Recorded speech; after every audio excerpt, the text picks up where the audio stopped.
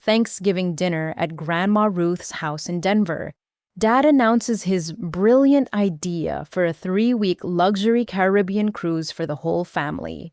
He shows brochures, talks about family bonding, making memories, while Grandma's still healthy.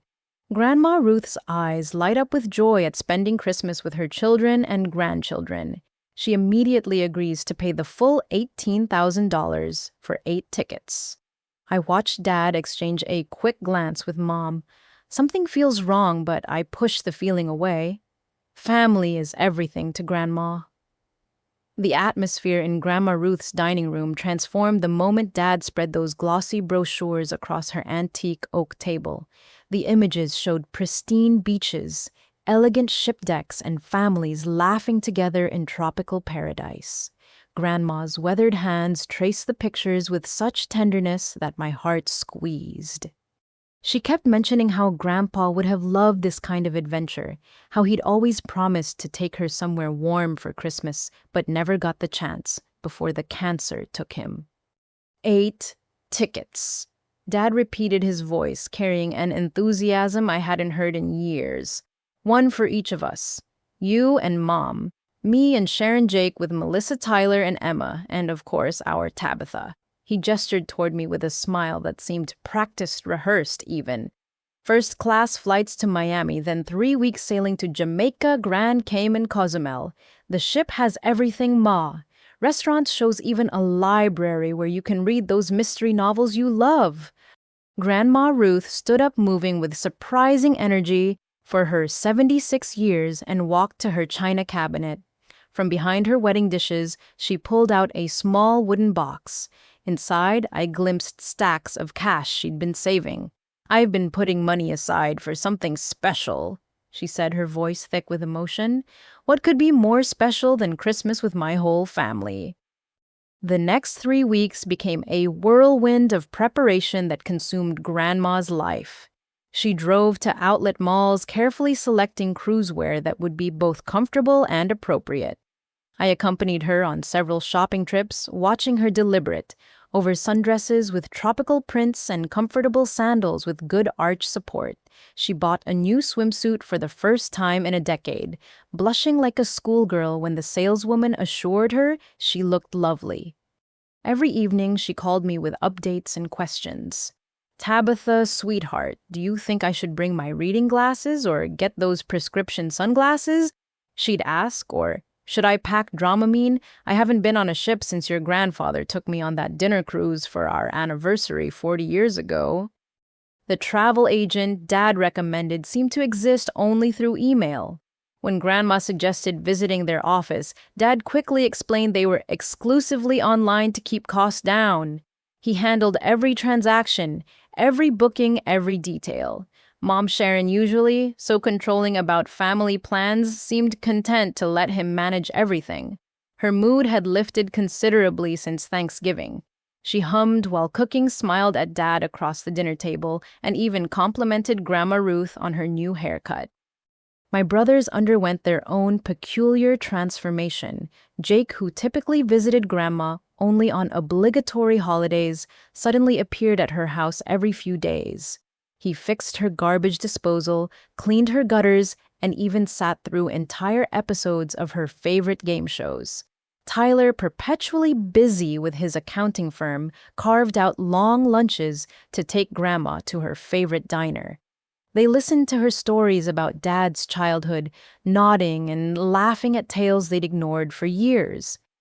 "Your father must have really sold them on family bonding," Grandma told me one afternoon, glowing with happiness. "I haven't seen the boys this attentive since they were teenagers wanting car privileges." The money transfer happened on a Tuesday. Grandma insisted on handling it in person at her bank, withdrawing $18,000 in cash from her savings. The teller, concerned about the large withdrawal, asked several security questions. Grandma proudly explained about the family cruise, how her son was arranging everything, how blessed she felt to afford such generosity. The teller smiled and counted out the bills, placing them in a bank envelope. That evening, Dad arrived at Grandma's house alone to collect the payment. I happened to be there helping her organize her medications into a travel pill organizer. He seemed jumpy, checking his phone constantly, barely making eye contact with either of us. When Grandma handed him the envelope, he quickly stuffed it into his jacket without counting it. "Aren't you going to give her a receipt?" I asked the question, escaping before I could stop it. Dad's face darkened momentarily before forcing a smile. "The travel agency will email all the documentation directly to me. I'm handling everything. Remember, less for Ma to worry about." 2 nights before departure, our entire family gathered for dinner at Jake's house. The conversation centered entirely on the cruise. Mom discussed spa treatments. Jake debated whether to book scuba excursions. Tyler and Emma compared notes on formal night outfits. Grandma sat quietly absorbing their excitement, her joy radiating like warmth from a fireplace. "I've already arranged for Margaret next door to collect my mail," she announced. "And Father Rodriguez knows I'll miss Christmas Mass, but he gave me a special blessing for safe travels." As dessert was served, Mom's phone buzzed. She glanced at it and suddenly burst into laughter. "Sorry," she said, not looking sorry at all. "Just a funny message from my sister." But I'd glimpsed the screen. The message was from someone saved as Travel Agent Pete, and the words I caught made my stomach turn. "She'll never know what hit her." When I mentioned it to Mom privately in the kitchen, she waved me off. "Oh, that was about my sister's surprise party. Wrong thread. You know how confusing these group texts get." But the seed of suspicion had been planted. Over the following days, little things kept nurturing its growth. References to 7 instead of 8 that were quickly corrected. Hushed phone conversations that ended abruptly when Grandma entered the room. The way Emma Tyler's usually chatty wife grew silent whenever cruise plans were discussed, fidgeting with her wedding ring like she did when nervous. The night before departure, I couldn't sleep. Something felt fundamentally wrong, like watching storm clouds gather while everyone else planned a picnic. But Grandma's happiness seemed so complete, so pure that I pushed aside my concerns. Maybe I was being paranoid. Maybe the family really was trying to change to prioritize togetherness while we still had time with Grandma. How wrong I was! The week before our supposed departure brought a cascade of red flags that should have been impossible to ignore. Yet Grandma Ruth, wrapped in the warm cocoon of anticipation, seemed blind to every warning sign. Her trust in family ran deeper than ocean trenches, and that trust was about to be violated in the cruelest way imaginable. It started with simple evasions. When Grandma called Dad asking for her ticket confirmation number to check her seat assignment, he claimed the cruise line's entire system was undergoing maintenance. "These big companies," he said with practiced casualness, "always doing updates at the worst times. Don't worry, Ma, everything's handled." But Grandma did worry in her gentle way. She'd never traveled without paper tickets before, without something tangible to hold. The digital age confused her, made her feel vulnerable. She asked me to help her create an email account just to receive the confirmation directly. When I set it up and gave Dad the address, he seemed irritated. "Why does she need email at her age?" he muttered, then caught himself. "I mean, I'm already managing everything. This just complicates things." Wednesday evening brought the first major crack in their facade. Our family met for final planning at my parents' house. Mom was reviewing packing lists, reading aloud from her phone about cruise ship dress codes and shore excursion options. "The 7 suites are all on the same deck," she said, scrolling through her notes. "They promised to keep us together as a family group." Grandma's forehead creased. 7, don't you mean 8, Sharon?" The room fell silent. Mom's face cycled through expressions like a broken slot machine before settling on embarrassed confusion. "Did I say 7? I meant 8, of course. Sorry, Ruth, this new reading prescription has me all mixed up." But Mom didn't wear reading glasses. Never had. Jake jumped in too quickly, too eagerly. "Yeah, 8 suites. 1 for each couple, 1 for Grandma, 1 for Tabitha. Perfect arrangement." His laugh sounded hollow, echoing off the walls like a lie bouncing back at us. That night, I couldn't shake the growing unease. After everyone left, I stayed behind to help Mom clean up. In the kitchen while drying dishes, I pressed her about the number confusion. "You've mentioned 7 before," I said carefully. "Last week at lunch, you told your friend Patricia about booking 7 suites." Mom's hands stilled in the soapy water. Without looking at me, she said, "You must have misheard. Why would we book 7? That doesn't even make sense." "No, I heard correctly. You said 7 suites for the family, and Patricia asked if I was bringing a boyfriend." The plate Mom was washing slipped from her fingers, shattering against the porcelain sink. She cursed something she rarely did, and immediately bent to collect the pieces.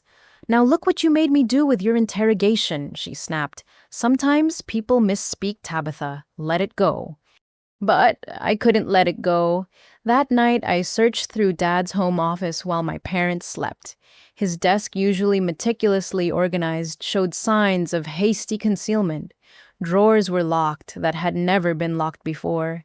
Papers were stuffed into folders rather than properly filed. In the recycling bin, I found torn pieces of what looked like credit card statements. Piecing them together on the floor like the world's worst jigsaw puzzle, I discovered a charge from cruiselife.com for exactly 7 tickets. 7, not 8. My hands trembled as I took photos of the reconstructed statement. The purchase date matched when Dad claimed to have bought our family package. The amount was clear: 7 premium cruise tickets, 7 first-class flights to Miami. No 8th ticket hiding anywhere on the statement.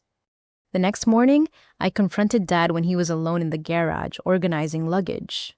"I need to talk to you about Grandma's ticket."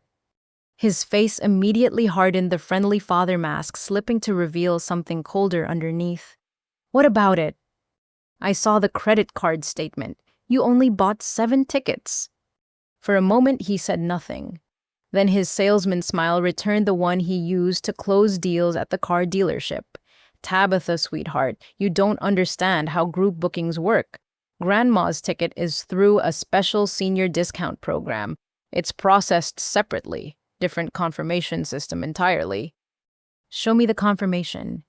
"I can't. The cruise line handles senior bookings through a different portal. Very complicated. That's why I'm managing everything to spare you kids the hassle." His explanation had more holes than Swiss cheese, but he delivered it with such confidence that I almost doubted myself. Almost. "If that's true, why does Mom keep saying 7? Dad's friendly demeanor evaporated. "Your mother gets confused. Menopause brain fog. You know how she is." He moved closer, his voice dropping to a near whisper. "Listen carefully. Stop digging into this. You're going to upset your grandmother with your paranoia. Do you want to ruin her trip with your suspicions? This is probably her last big vacation. Don't destroy it." The threat hung between us, unspoken but clear. Fall in line or be blamed for ruining Grandma's happiness. That afternoon, Jake avoided Grandma's calls entirely. She left 3 voicemails asking if he wanted to coordinate shore excursions in Jamaica. When she finally reached him that evening, he claimed to have been in back-to-back meetings all day. But Emma later let slip that he'd spent the afternoon at home playing video games in his boxers. Tyler and Emma came for dinner at Grandma's house Thursday night. I made pot roast using Grandpa's recipe, the one Grandma taught me when I was 12. The familiar ritual of cooking together usually brought comfort, but tension crackled through the kitchen like static electricity. Emma barely ate, pushing food around her plate like a child avoiding vegetables. When Grandma excitedly showed us her cruise journal, where she'd been writing daily entries about her expectations for the trip, Emma excused herself to the bathroom. She didn't return for 15 minutes. "Is Emma feeling all right?" Grandma asked Tyler, genuine concern creasing her face. "She seems peaked lately." Tyler's jaw tightened. "She's fine, just work stress. You know how year-end is in retail." But Emma worked as a kindergarten teacher. After they left, I helped Grandma wash dishes. She hummed an old hymn while scrubbing pots occasionally, pausing to gaze out the window at her dormant garden. You know, she said suddenly, I've been having the strangest dreams lately. Your grandfather keeps visiting me, sitting on the edge of my bed like he used to when he couldn't sleep. But he doesn't say anything, just looks at me with such sadness. What do you think it means? I asked, though my own interpretation chilled me. Probably nothing. Maybe he's jealous I'm taking a fancy cruise without him. She laughed, but it didn't reach her eyes. Or maybe he's trying to tell me something. That night, I discovered one more damning piece of evidence. Going through my photos from recent weeks, I found one I'd taken accidentally at Jake's house during our family dinner. In the background, barely visible on Jake's refrigerator, was a note in his handwriting.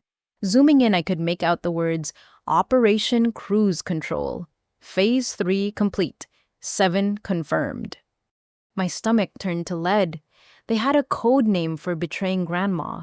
They'd planned this deception for months, probably laughing about it in group texts, while she saved every penny for their supposed family togetherness. Friday morning, our last full day before the trip, I made my decision. I couldn't let them go through with this cruelty, but when I tried to warn Grandma, gently suggesting, maybe we should verify all the tickets were properly booked, she patted my hand with infinite patience. Darling girl, she said, I know your father isn't perfect. He's made mistakes. But he's still my son, and this cruise means everything to him. He wants us all together. Sometimes we have to trust family even when our heads tell us to be careful. That's what love is. Her words broke my heart because I knew she was wrong. Love was in blind trust in the face of deception. Love was protecting those who couldn't protect themselves. Love was standing up to cruelty even when it wore familiar faces. But I stayed silent, trapped between evidence and hope, between truth and her happiness. Tomorrow would bring revelation either way. Part of me still prayed I was wrong, that my family would prove my suspicions false, that 8 tickets would materialize at the airport. Instead, tomorrow would bring betrayal so calculated, so cold, that it would shatter Grandma's faith in the family she'd spent a lifetime nurturing. The storm was coming, and all I could do was wait for it to make landfall. December 15th arrived with the kind of crisp Denver morning that makes the world seem full of promise. The sun rose over the Rocky Mountains, painting the sky in shades of rose and gold that Grandma would have called God's watercolors. But for all nature's beauty, nothing compared to the radiance on my grandmother's face when she knocked on our front door at exactly 5 in the morning. She stood on our porch like a teenager heading to prom, wearing her carefully chosen travel outfit, navy slacks with a cheerful cardinal red sweater, comfortable walking shoes, and a new jacket she'd bought specifically for the trip. Her silver hair was freshly styled, and she'd even applied a touch of lipstick. In her hands, she carried a large tote bag that seemed to bulge with mysterious contents.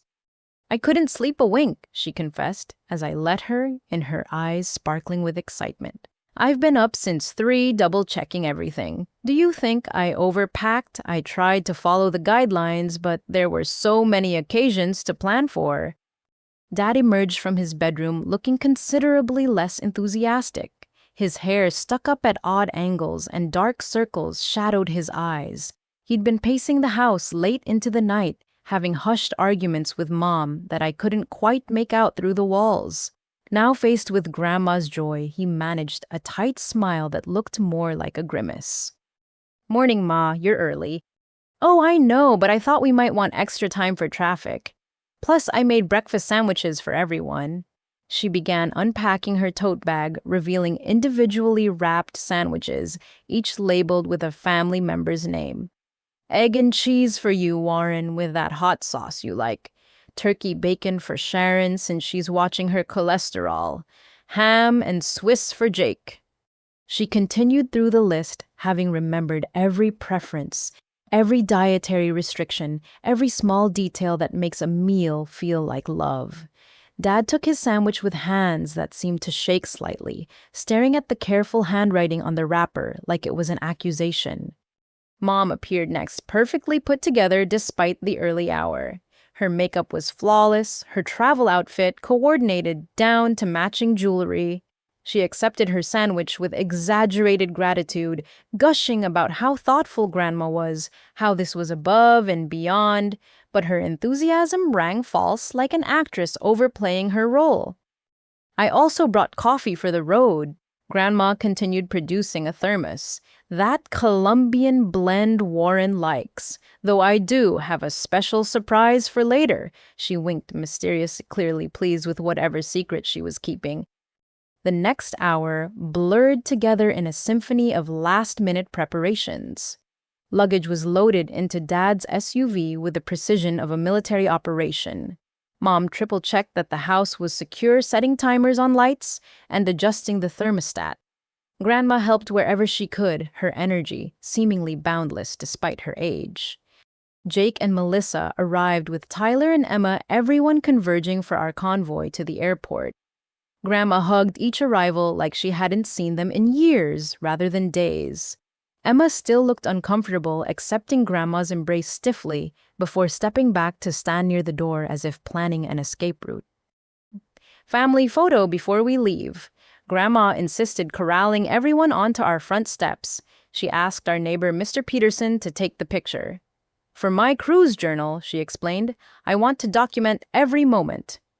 In the photo, which I would later study with the intensity of a crime scene investigator, the divide was clear.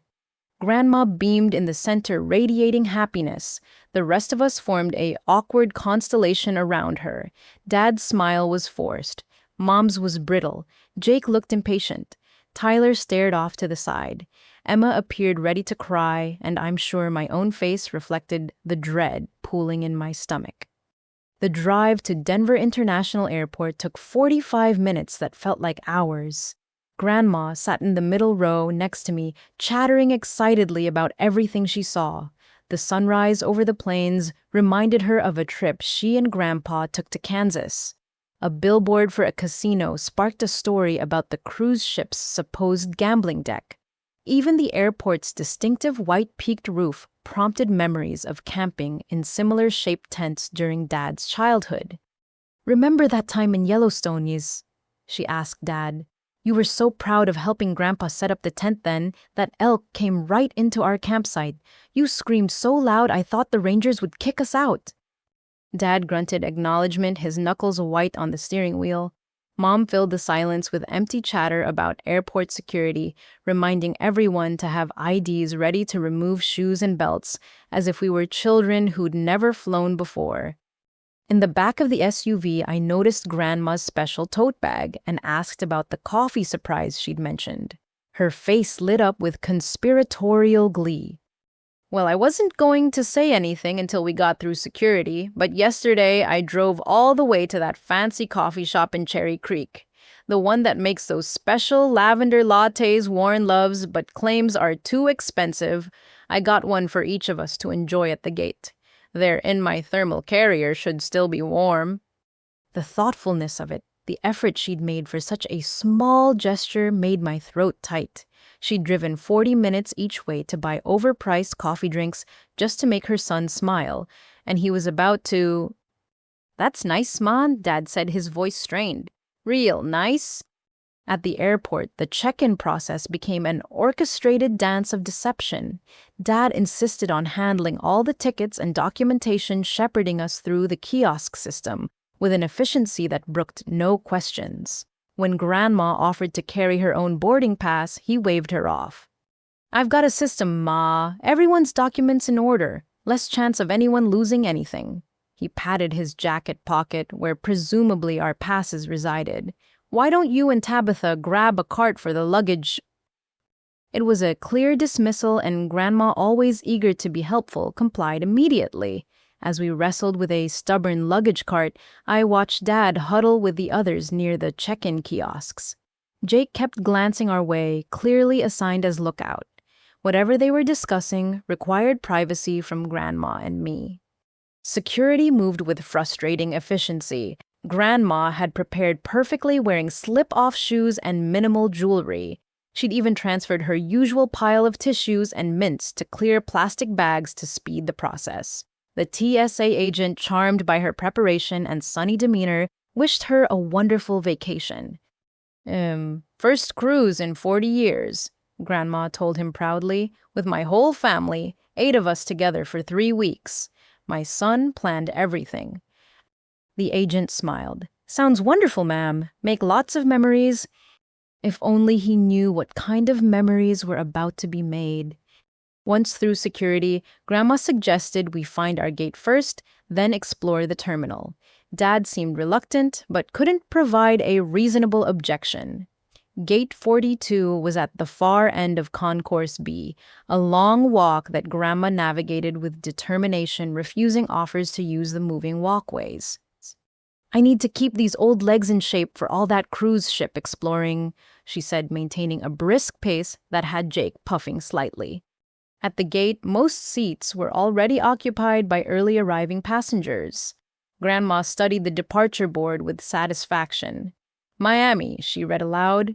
Gateway to the Caribbean. Your grandfather always wanted to see Miami. He loved watching that old detective show set there. What was it called? With the pastel suits. Miami Vice. Tyler supplied, then caught himself looking almost fond before his expression shuddered again. That's it. He'd wear his white jacket and pretend to be Don Johnson. Looked ridiculous, but made me laugh. Her voice softened with memory. He would have loved this adventure. Dad abruptly announced he needed to speak with the gate agent about seat arrangements. Mom decided she needed the restroom. Jake remembered an urgent phone call. Within minutes, they'd all scattered, leaving Grandma with just Emma and me. How about that coffee surprise? Grandma suggested, seemingly oblivious to the sudden exodus. Warren looked like he could use the caffeine boost. She carefully extracted the thermal carrier from her tote, revealing 8 lavender lattes in individual cups, each labeled with our names in her shaky handwriting. The smell of lavender and espresso filled our corner of the gate area, drawing appreciative glances from nearby passengers. Emma dear, would you mind finding everyone? Tell them Grandma's coffee shop is open for business. She smiled warmly at her newest granddaughter-in-law, who looked like she might vomit at any moment. Emma mumbled something about checking on Tyler and fled. Grandma watched her go with mild concern. That poor girl's been so anxious lately. I hope she's not worried about flying. I brought some ginger candy for motion sickness if she needs it. Always thinking of others, always prepared to help, always trusting that her family felt the same way about her. We sat in companionable silence for a few minutes, Grandma humming softly while organizing the coffee cups. Around us, gate agents prepared for boarding. Families checked tickets. Couples discussed vacation plans. Normal people living normal lives, oblivious to the cruelty about to unfold mere feet away. Tabitha, Grandma said suddenly, I want you to know how much this means to me. Not just the trip, but that you're all making time for it. I know everyone's so busy these days. Your dad with the dealership, your mom with her committees, the boys with their careers. Sometimes I feel like I'm just a name on their calendar, Sunday dinner at Grandma's. Birthday card for Grandma. Obligation completed. She wasn't looking at me, focusing instead on arranging sugar packets and stirrers she'd brought from home. But this 3 weeks together, no distractions, no excuses to leave early, just family being family. It feels like a gift I didn't know I needed. My eyes burned with unshed tears. I wanted to warn her to prepare her somehow for what was coming, but the words tangled in my throat, choked by the desperate hope that maybe somehow I was wrong. You deserve this, Grandma, I managed. You deserve everything good. She patted my hand, her skin soft and paper-thin, marked by age spots she called her wisdom freckles. We all deserve love, sweetheart. Sometimes we just have to be patient for it to arrive. One by one, the family returned. Dad claimed the gate agent was sorting something out. Mom's lipstick was freshly applied. Jake looked everywhere but at Grandma. They accepted their lavender lattes with varying degrees of enthusiasm, though I noticed no one actually drank theirs. The boarding announcement crackled through the speakers. Good morning, passengers. This is the initial boarding call for Flight 447 to Miami.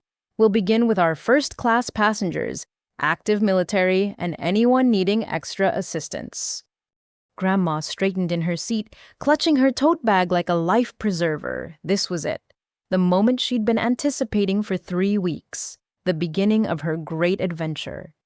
Instead, it would be the moment her heart shattered into pieces too small to ever fully mend. The boarding process for Flight 447 began with the usual corporate efficiency. Gate agents smiled their practice smiles while scanning tickets of first-class passengers who moved with the easy confidence of frequent travelers. Grandma Ruth watched them with bright interest, occasionally commenting on someone's outfit or wondering aloud about their destinations.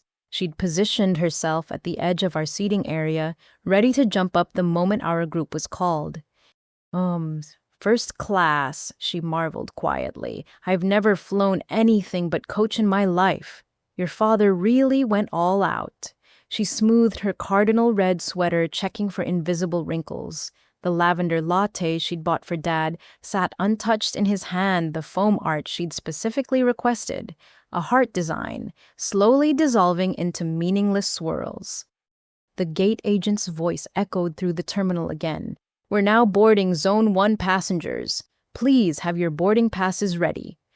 Dad stood abruptly, the movement sharp enough to slosh coffee dangerously close to the cup's rim. All right, everyone, this is us. His voice carried an odd pitch, too high, too tight. Mom gathered her carry-on with mechanical precision. Jake was already moving toward the gate, eager to escape whatever was about to happen.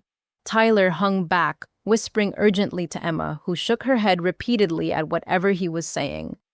Grandma rose, carefully mindful of the hip that bothered her on cold mornings.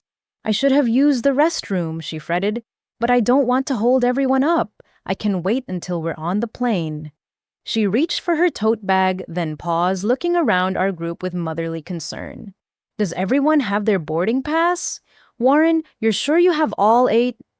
The question hung in the air like a noose. Dad's face went through a transformation I'll never forget.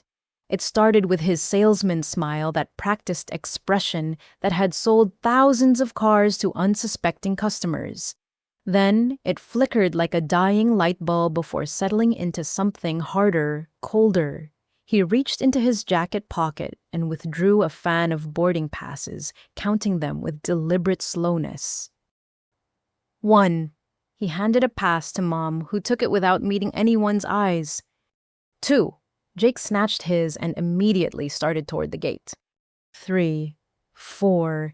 Tyler and Emma received theirs. Emma's hands shook so badly she nearly dropped it. 5. 6. Melissa got hers already following Jake. 7. He pocketed his own, then made a show of checking his jacket's other pockets, patting down his pants, even looking in his carry-on bag. Grandma watched this performance with growing confusion. Warren, is something wrong? Did you misplace mine? And then he said it. The words that would echo in my mind for years to come, delivered with the casual cruelty of someone commenting on the weather. There's no ticket for you, Mom. Just go home. The ambient noise of the airport seemed to vanish.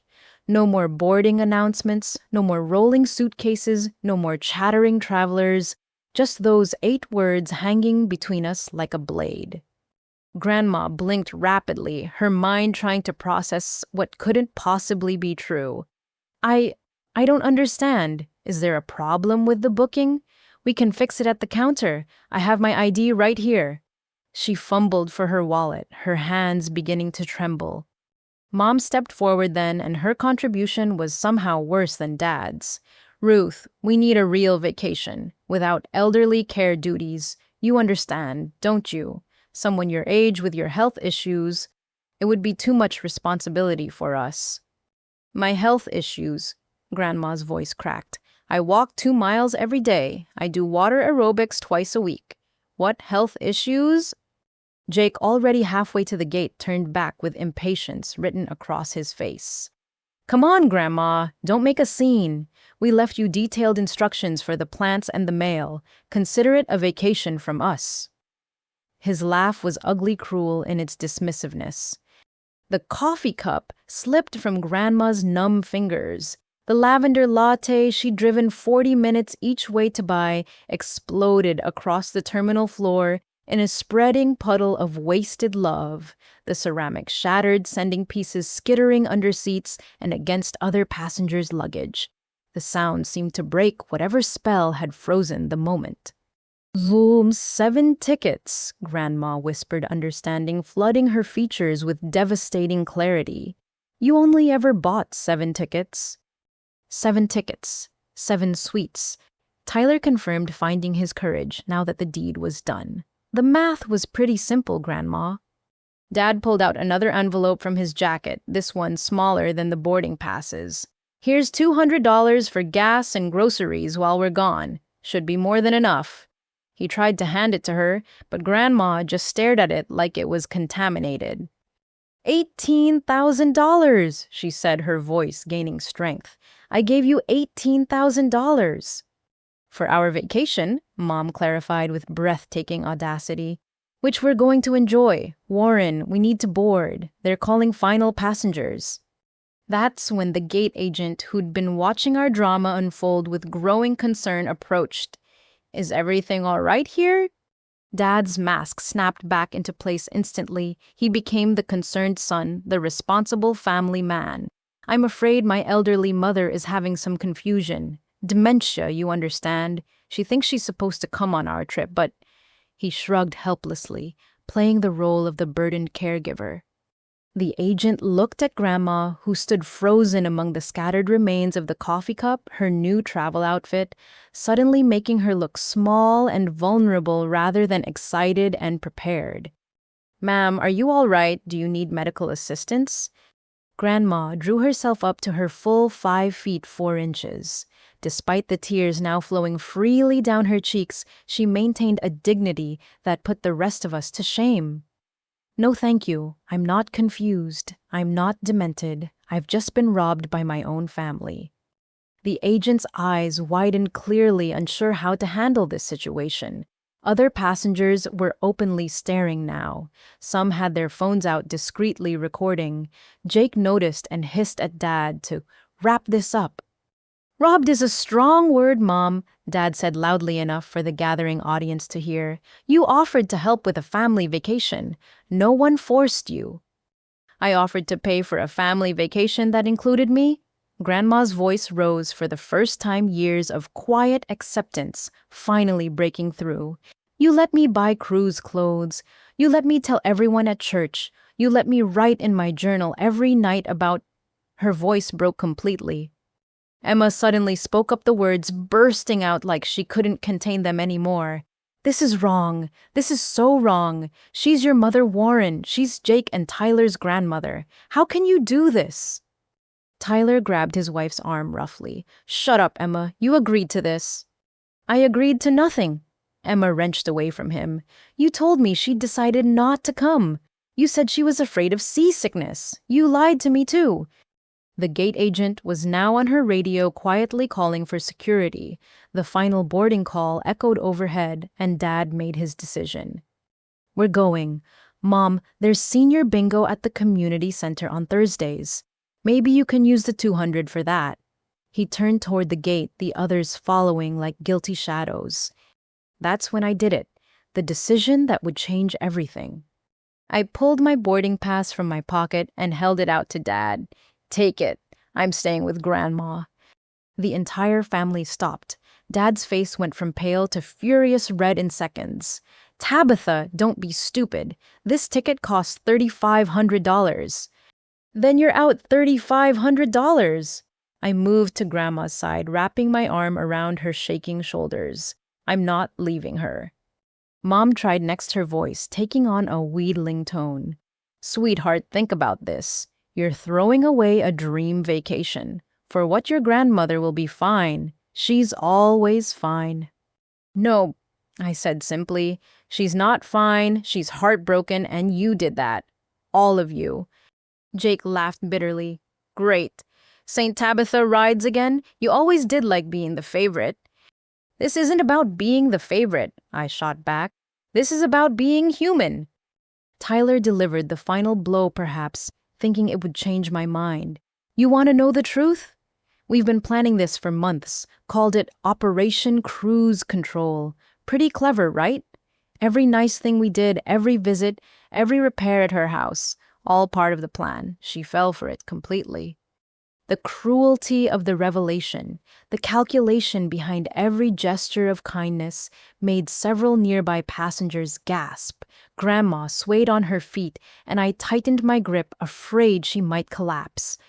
"I changed your diapers," she whispered, looking at her sons with devastated confusion.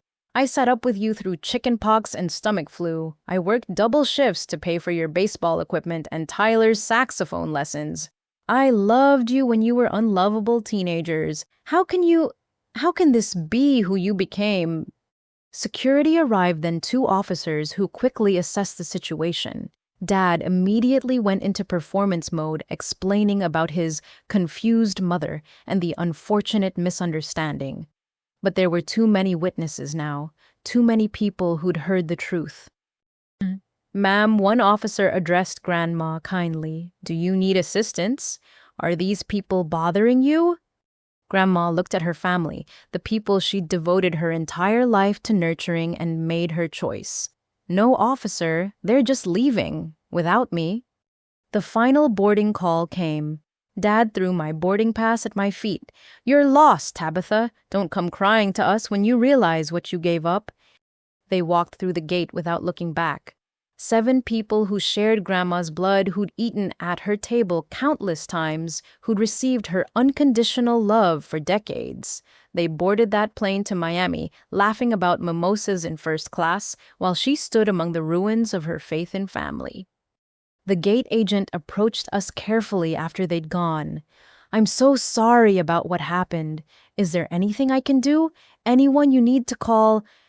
Grandma shook her head slowly, then looked up at me with eyes that held more pain than anyone her age should have to bear.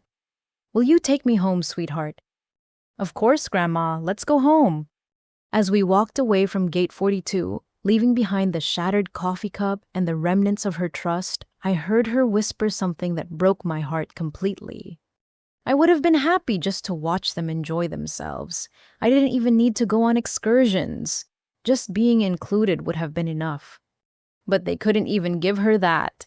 The spilled lavender latte spread across the terminal floor like a purple wound, seeping into the industrial carpet, while pieces of ceramic cup lay scattered like broken promises. Passengers stepped carefully around the mess, their eyes following us with a mixture of pity and discomfort. Grandma Ruth stood in the center of it all, her cardinal red sweater now seeming too bright, too hopeful for what had just transpired. An airport custodian arrived with a mop and bucket, kindly waving us away from the scene. "Don't worry about it, ma'am. Happens all the time." But we both knew nothing like this happened all the time. Families didn't usually detonate in Terminal B. Security officers Daniels and Martinez remained nearby, clearly concerned about Grandma's state. Officer Daniels, an older man with kind eyes, offered to escort us to the airport medical station. "Just to check your blood pressure, ma'am. Situations like this can be shocking to the system." Grandma's hand trembled in mine, but her voice remained steady.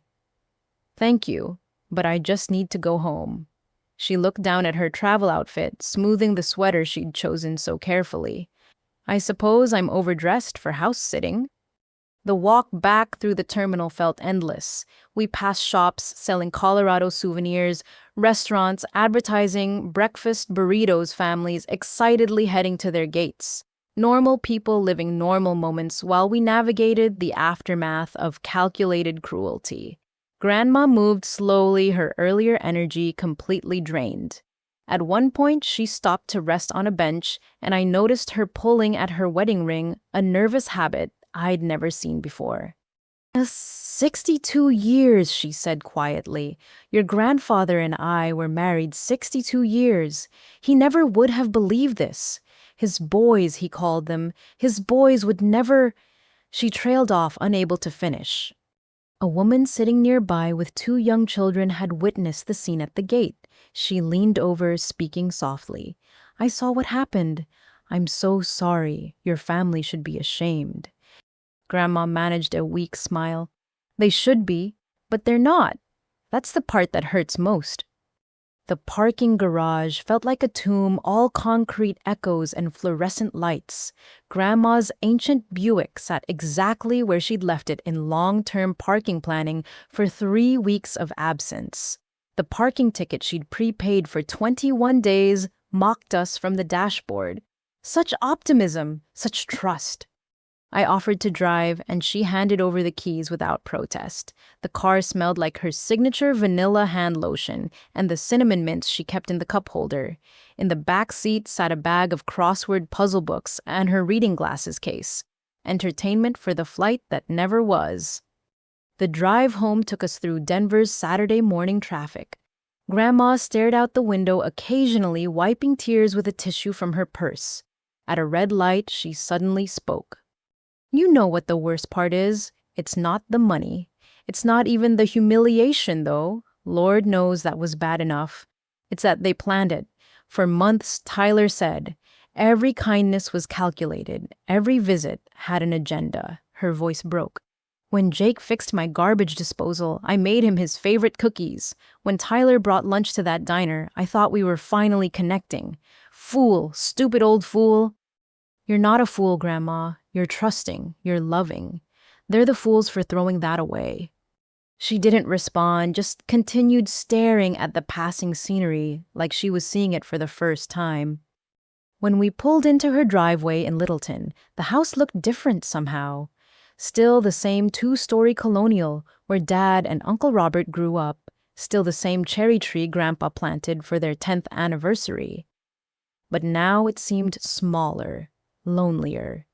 Evidence of her preparation for the trip was everywhere. Newspapers held at the post office Christmas lights, on timers a note for the neighbor about feeding the outdoor cats she cared for. Inside was worse.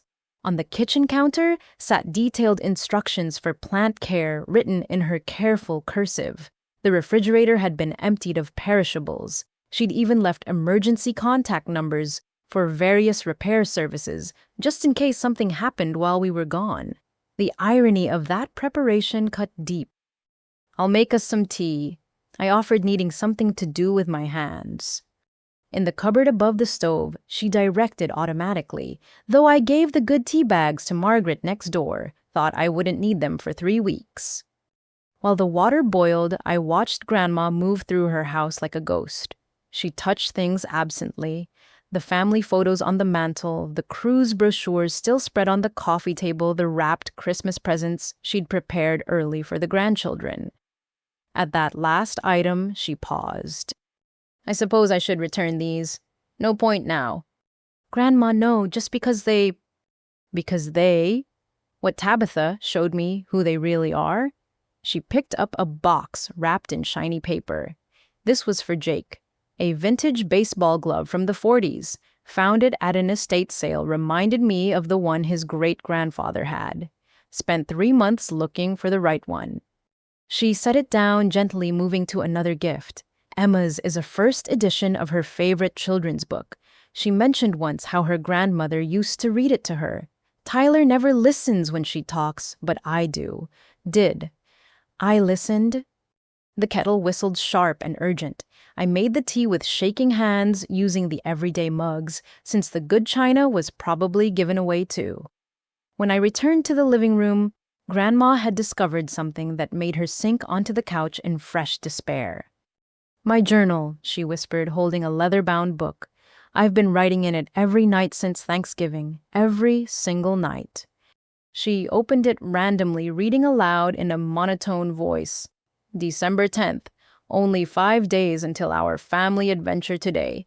I practiced Spanish phrases from a library book. Buenos dias means good morning. Gracias means thank you. I want to be able to thank the cruise staff properly. Warren always says I'm too friendly with service people, but kindness costs nothing." Another page. December 12th. Bought motion sickness bands just in case. The pharmacist said cruise ships are very stable, but I want to be prepared. I'd hate to miss any time with the family because of seasickness. This might be our last big trip all together. I want to remember every moment." She closed the journal with trembling hands. "Every moment," she repeated bitterly. "I certainly will remember every moment." I sat beside her on the floral couch she'd reupholstered herself rather than buy new. "Grandma, I'm so sorry. I should have warned you. I suspected something was wrong, but I didn't want to believe." "You stayed," she interrupted, looking at me with wonder. "You gave up a $3,500 ticket to stay with me." "It was never a choice. I couldn't leave you there. I couldn't be part of their cruelty." "Your father will make you pay for that. He holds grudges like precious stones." "Let him. I'd rather have your respect than his approval." We sat in silence, drinking tea that tasted like sadness. The house felt too quiet without the usual soundtrack of Grandma's life. No phone calls to arrange Sunday dinner, no television turned to her cooking shows, no humming while she puttered around. Just the tick of Grandpa's old mantel clock marking time that suddenly seemed heavier. "I need to call Margaret," Grandma said eventually. "Tell her I'm back. She'll want to know why." The prospect seemed to exhaust her. And Father Rodriguez, and the ladies from water aerobics, and... She stopped, overwhelmed by the number of people who knew about the trip.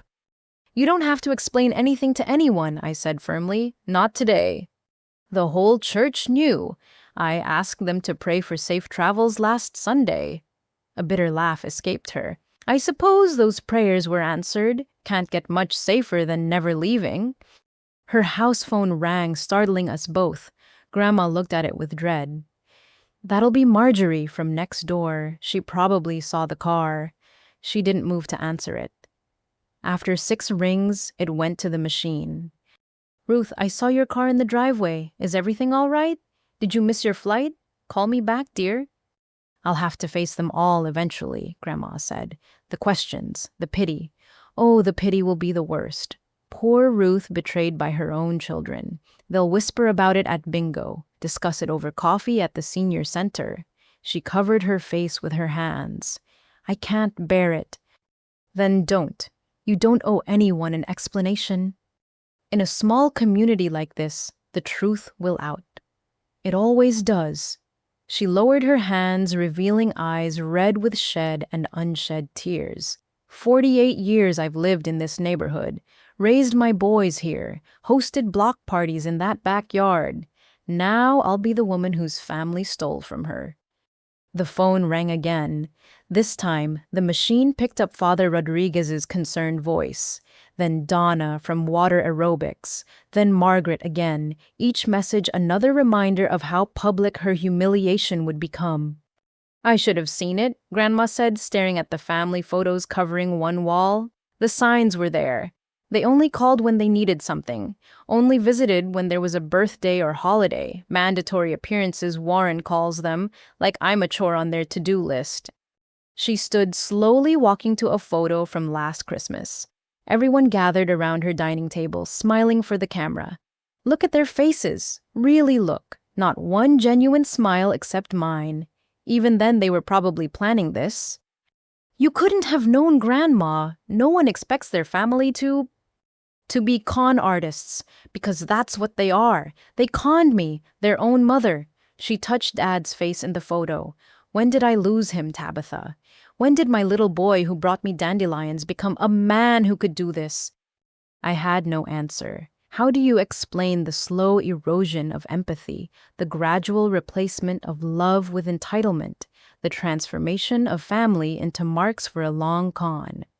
Grandma returned to the couch, suddenly looking every one of her 76 years. "Your grandfather would be devastated. Family meant everything to him. He worked 2 jobs to keep us afloat, never complained, never took a vacation until the boys were grown. 'We're building something,' he'd say. 'Building a family that lasts.' You did build that. This isn't your failure, it's theirs." "Is it though? Somewhere I failed as a mother? Good people don't raise children who could do this." The doorbell rang before I could protest. We both froze, then Grandma sighed deeply. "That'll be Margaret. She has a key." Better to face it now. But when I opened the door, it wasn't Margaret. A man in his 60s stood on the porch, tall and distinguished, in an expensive charcoal suit. His silver hair was perfectly styled, but his expression showed genuine distress. "I'm sorry to intrude," he said in a voice that carried quiet authority. "My name is Harrison Sterling. I was at the airport this morning. Gate 42. I saw what happened." Grandma appeared behind me, wariness replacing despair on her face. "Are you a reporter? Because I have nothing to say." "No, ma'am. I'm an attorney, corporate law specifically." He shifted uncomfortably. "I witnessed what your family did. I should have intervened, but I didn't feel it was my place. That was wrong of me. I've been sitting in my car for the past hour working up the courage to knock." "Why?" Grandma asked simply. Harrison Sterling's professional composure cracked slightly. "Because 40 years ago, I watched something similar happen to my mother. I was young, building my career, too busy to pay attention. My siblings convinced her to mortgage her house for their business ventures. She lost everything. I told myself it was family business, not my concern." His voice dropped. "She died in a state nursing home because she couldn't afford better. I've regretted my inaction every day since." The three of us stood frozen in Grandma's doorway, connected by an invisible thread of understanding. Sometimes the universe sends exactly who you need, exactly when you need them. We just didn't know yet how much Harrison Sterling would change everything. "Would you like some tea?" Grandma finally asked. "It's not the good kind, but it's hot." "That would be very kind," he replied. "And if you're willing, I'd like to discuss how we might ensure your family faces consequences for what they've done. What happened this morning wasn't just cruel, Mrs. Ruth Patterson. What happened this morning, Ruth, was elder abuse and fraud and conspiracy." His professional mask settled back into place, "and I'd very much like to help you prove it." As Grandma led him inside, I saw something shift in her posture. Not quite hope, not yet, but something that wasn't despair. The first tiny spark of what would become a magnificent flame of justice. But we didn't know that yet. All we knew was that a stranger had knocked on the door carrying his own ghosts and offering help we didn't even know we needed. The spilled coffee had drawn a small crowd of concerned travelers, their faces a mixture of sympathy and second-hand embarrassment. An elderly couple nearby whispered to each other, clearly discussing whether they should intervene. A young mother pulled her children closer as if family betrayal might be contagious.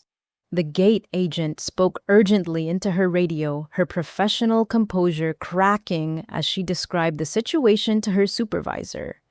Through it all, Grandma stood with a dignity that seemed to come from some deep well of grace I'd never fully appreciated before. Her shoulders were square, her chin lifted even as tears carved silent paths down her cheeks. She looked like a queen facing execution, betrayed, heartbroken, but unbroken. Dad had already turned away, dismissing her like an employee who'd outlived their usefulness. Mom fussed with her carry-on, avoiding eye contact with everyone. Jake and Melissa had moved closer to the jet bridge, ready to escape the scene of their crime. Tyler kept a firm grip on Emma's arm, though she looked ready to bolt in the opposite direction. Final boarding call for Flight 447 to Miami. The announcement echoed. All remaining passengers should board immediately. That's when clarity struck me like lightning. This was one of those moments that define who you are, that divide your life into before and after. I could board that plane, spend 3 weeks in manufactured paradise, and pretend this cruelty was somehow acceptable, or I could choose love over luxury, principle over pleasure. I reached into my pocket and pulled out my boarding pass. Zone 1, Seat 3A, first class to Miami, then 3 weeks of Caribbean indulgence. The paper felt heavier than it should, weighted with $3,500 and family expectations. "Here," I said, thrusting it toward Dad. "Take it. I'm staying with Grandma." The words seemed to echo in the sudden silence that followed. Dad's face went through a series of expressions: confusion, disbelief, then fury. The mask of the concerned son finally slipped, completely revealing the calculating stranger beneath. "Tabitha, don't be stupid. Do you know how much this ticket cost?" $3,500, I replied calmly. "You mentioned it several times, but some things are worth more than money." Mom tried a different approach, her voice taking on the wheedling tone she used when she wanted something. "Sweetheart, think about what you're doing. You're giving up the trip of a lifetime. Grandma will be fine. She's always fine. Aren't you, Ruth?" Grandma said nothing, just watched this new betrayal unfold with eyes that had seen too much. "She's not fine," I said, moving to stand beside her. "She's devastating and alone, and you did that." Jake laughed, the sound ugly and bitter. "Oh, here we go. Saint Tabitha rides to the rescue. You always did enjoy being the favorite, didn't you? Perfect granddaughter who can do no wrong." "This isn't about being the favorite." I shot back, anger finally breaking through my shock. "This is about being human, about having a conscience, about not participating in elder abuse." "Elder abuse," Tyler scoffed. "Drama queen." "Much we didn't abuse anyone, we just reallocated resources." "You stole $18,000 from your mother."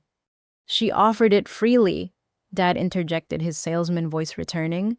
"No one forced her. She wanted to contribute to family happiness." "To a family vacation she thought she was a part of." My voice rose, drawing more attention from surrounding passengers. "You let her plan for 3 weeks. You let her buy clothes, tell her friends write in her journal every night about—" "Enough!" Dad cut me off. "You've made your choice. Don't expect us to applaud your martyrdom." He pocketed my boarding pass with sharp, angry movements. "When you're sitting in that house, listening to her complain about her arthritis for the 100th time while we're on a beach in Jamaica, remember? You chose this." Tyler decided to twist the knife deeper, perhaps thinking cruelty might change my mind. "You want to know something funny? We've been planning this for months. Called it Operation Cruise Control. Jake came up with the name. Clever, right?" His smile was all teeth and no warmth. Every visit, every phone call, every little kindness, all part of the plan. Building up her trust so she'd hand over the money without question. Emma finally found her voice, wrenching away from Tyler's grip. "Stop it. Stop bragging about it like it's some accomplishment. It's disgusting. You're disgusting." She looked at me with tears streaming down her face. "I'm so sorry. He told me she decided not to come. He said she was afraid of flying. I should have known." "Emma," Tyler's voice held warning, "we discussed this." "You discussed it. You threatened divorce if I warned her, but I can't be part of this." Emma fumbled with her purse, pulling out her boarding pass. "Here, someone should stay who actually wants to be there." Tyler grabbed the pass before she could hand it to me. "You're being hysterical. Get on the plane. We'll discuss this later." "I'm not going anywhere with you," Emma declared, her kindergarten teacher voice finally finding its authority. "I'm staying too." The gate agent approached our group cautiously. "Folks, I need you to board now or step aside. We have to close the aircraft door." Dad made the executive decision. "We're going. Tabitha's made her ridiculous choice. Emma, last chance." Emma shook her head, moving to stand with Grandma and me. "I've made mine too." "Your loss," Tyler spat. "Both of you. Come crawling back when you realize what you've given up." Mom delivered her final blow with practiced sweetness.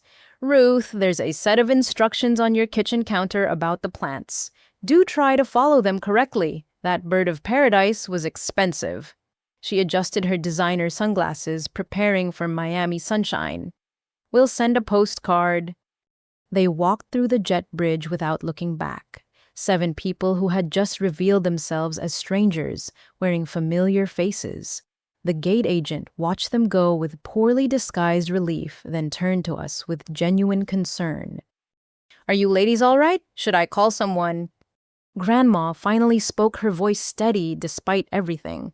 "No, dear, we're exactly where we need to be." The crowd that had gathered began to disperse, but not before several people approached us. An older gentleman pressed a business card into my hand, whispering, "I'm a social worker, if you need resources for elder abuse situations." A woman hugged Grandma briefly, murmuring, "You raised good ones too." She stayed. Even the janitor cleaning up the spilled coffee patted Grandma's shoulder as he passed. Security officers Daniels and Martinez had remained throughout the confrontation. Officer Daniels spoke quietly to Grandma. "Ma'am, what happened here? It's not okay. If you want to file a report—" "I just want to go home," Grandma said simply. Officer Martinez looked at me meaningfully. "Financial exploitation of the elderly is a crime in Colorado. If that amount you mentioned is accurate—" $18,000, I confirmed. "Cash, 3 weeks ago." He whistled low. "That's felony territory. Sure you don't want to file a report?" Grandma shook her head. "They're still my sons. Despite everything, they're my sons." The officers exchanged glances but didn't push. They escorted us back through security past curious TSA agents who'd heard rumors of the confrontation. Word travels fast in airports, and by the time we reached the terminal's main area, several employees nodded sympathetically at Grandma. Emma walked beside us in shell-shocked silence until we reached the parking garage. Then she broke down completely. "I'm so sorry, Mrs. Patterson, so incredibly sorry. I should have questioned it.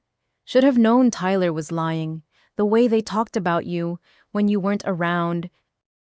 "How did they talk about me?" Grandma asked, though I could see she wasn't sure she wanted to know. Emma hesitated, then pushed forward. "Like you were a resource, an ATM. Jake called you the gift that keeps on giving. Sharon said you were loaded but lonely and easy to manipulate. I should have said something, but Tyler threatened—" "Threatened what?" "Everything. Divorce. Custody of future children. Said I'd never see a penny if I warned you." Emma's voice dropped to a whisper. "I'm not proud of staying silent, but I'm here now if that counts for anything." Grandma studied her youngest daughter-in-law with those sharp eyes that missed nothing. "It counts," she said finally. "Not enough to erase the silence, but it counts." The walk to Grandma's car felt endless. The Buick sat in long-term parking like a patient pet waiting for an adventure that would never come. The parking pass on the dashboard, prepaid for 21 days, seemed to mock our abbreviated journey. Grandma handed me her keys without being asked. "I don't think I can drive," she admitted. "My hands won't stop shaking." Emma climbed into the back seat while I helped Grandma into the passenger side. The car still smelled like the coffee she'd bought for everyone mingled with her vanilla hand lotion. Evidence of her excitement lay everywhere.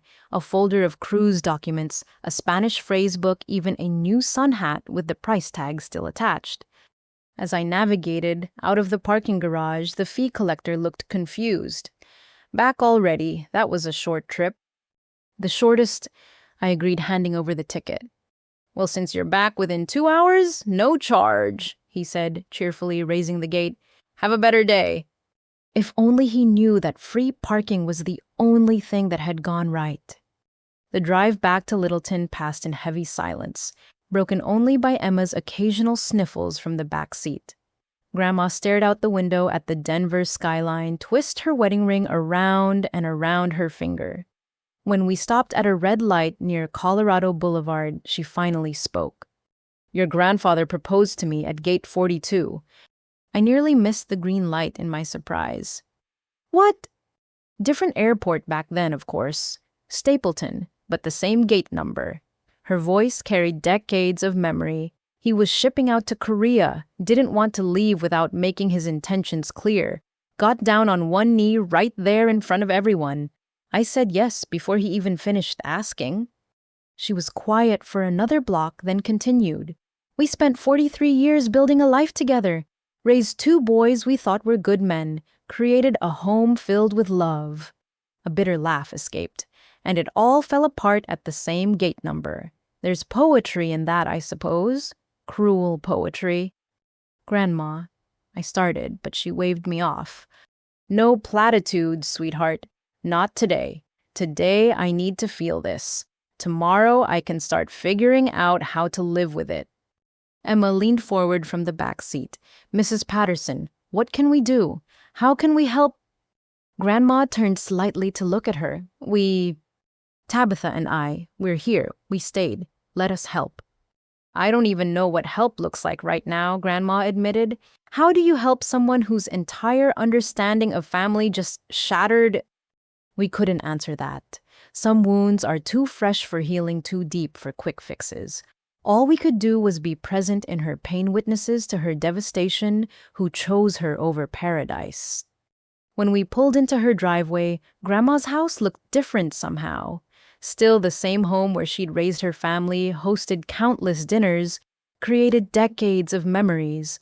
But now it seemed smaller, emptier, like the betrayal had stripped away some invisible warmth. They have keys, she said suddenly. Warren and Jake both have keys. They could come back any time. We'll change the locks, I promised. Today. On a Saturday? We'll figure it out. You're safe, Grandma. Emma and I will make sure of it. She looked between us, these two women who'd given up a Caribbean cruise to sit with her in her sorrow. Why? She asked simply. Why did you stay? Emma answered first. Because what they did was wrong, and someone needed to stand with you. I added my own truth. Because you've stood by all of us our entire lives. It was our turn to stand by you. Grandma's eyes filled with fresh tears, but these seemed different somehow. Still sad, still hurt, but mixed with something that might have been gratitude, or hope, or just the recognition that while she'd lost 4 family members to greed, she'd discovered 2 who valued her above any price. Well then, she said, squaring her shoulders in that way she had, I suppose we should go inside and figure out what comes next. What came next would be Harrison Sterling knocking on the door 2 hours later. What came next would be justice. But in that moment, all we knew was that we'd chosen love over luxury, compassion over cruises, and Grandma over greed. And not for a single second would any of us regret it.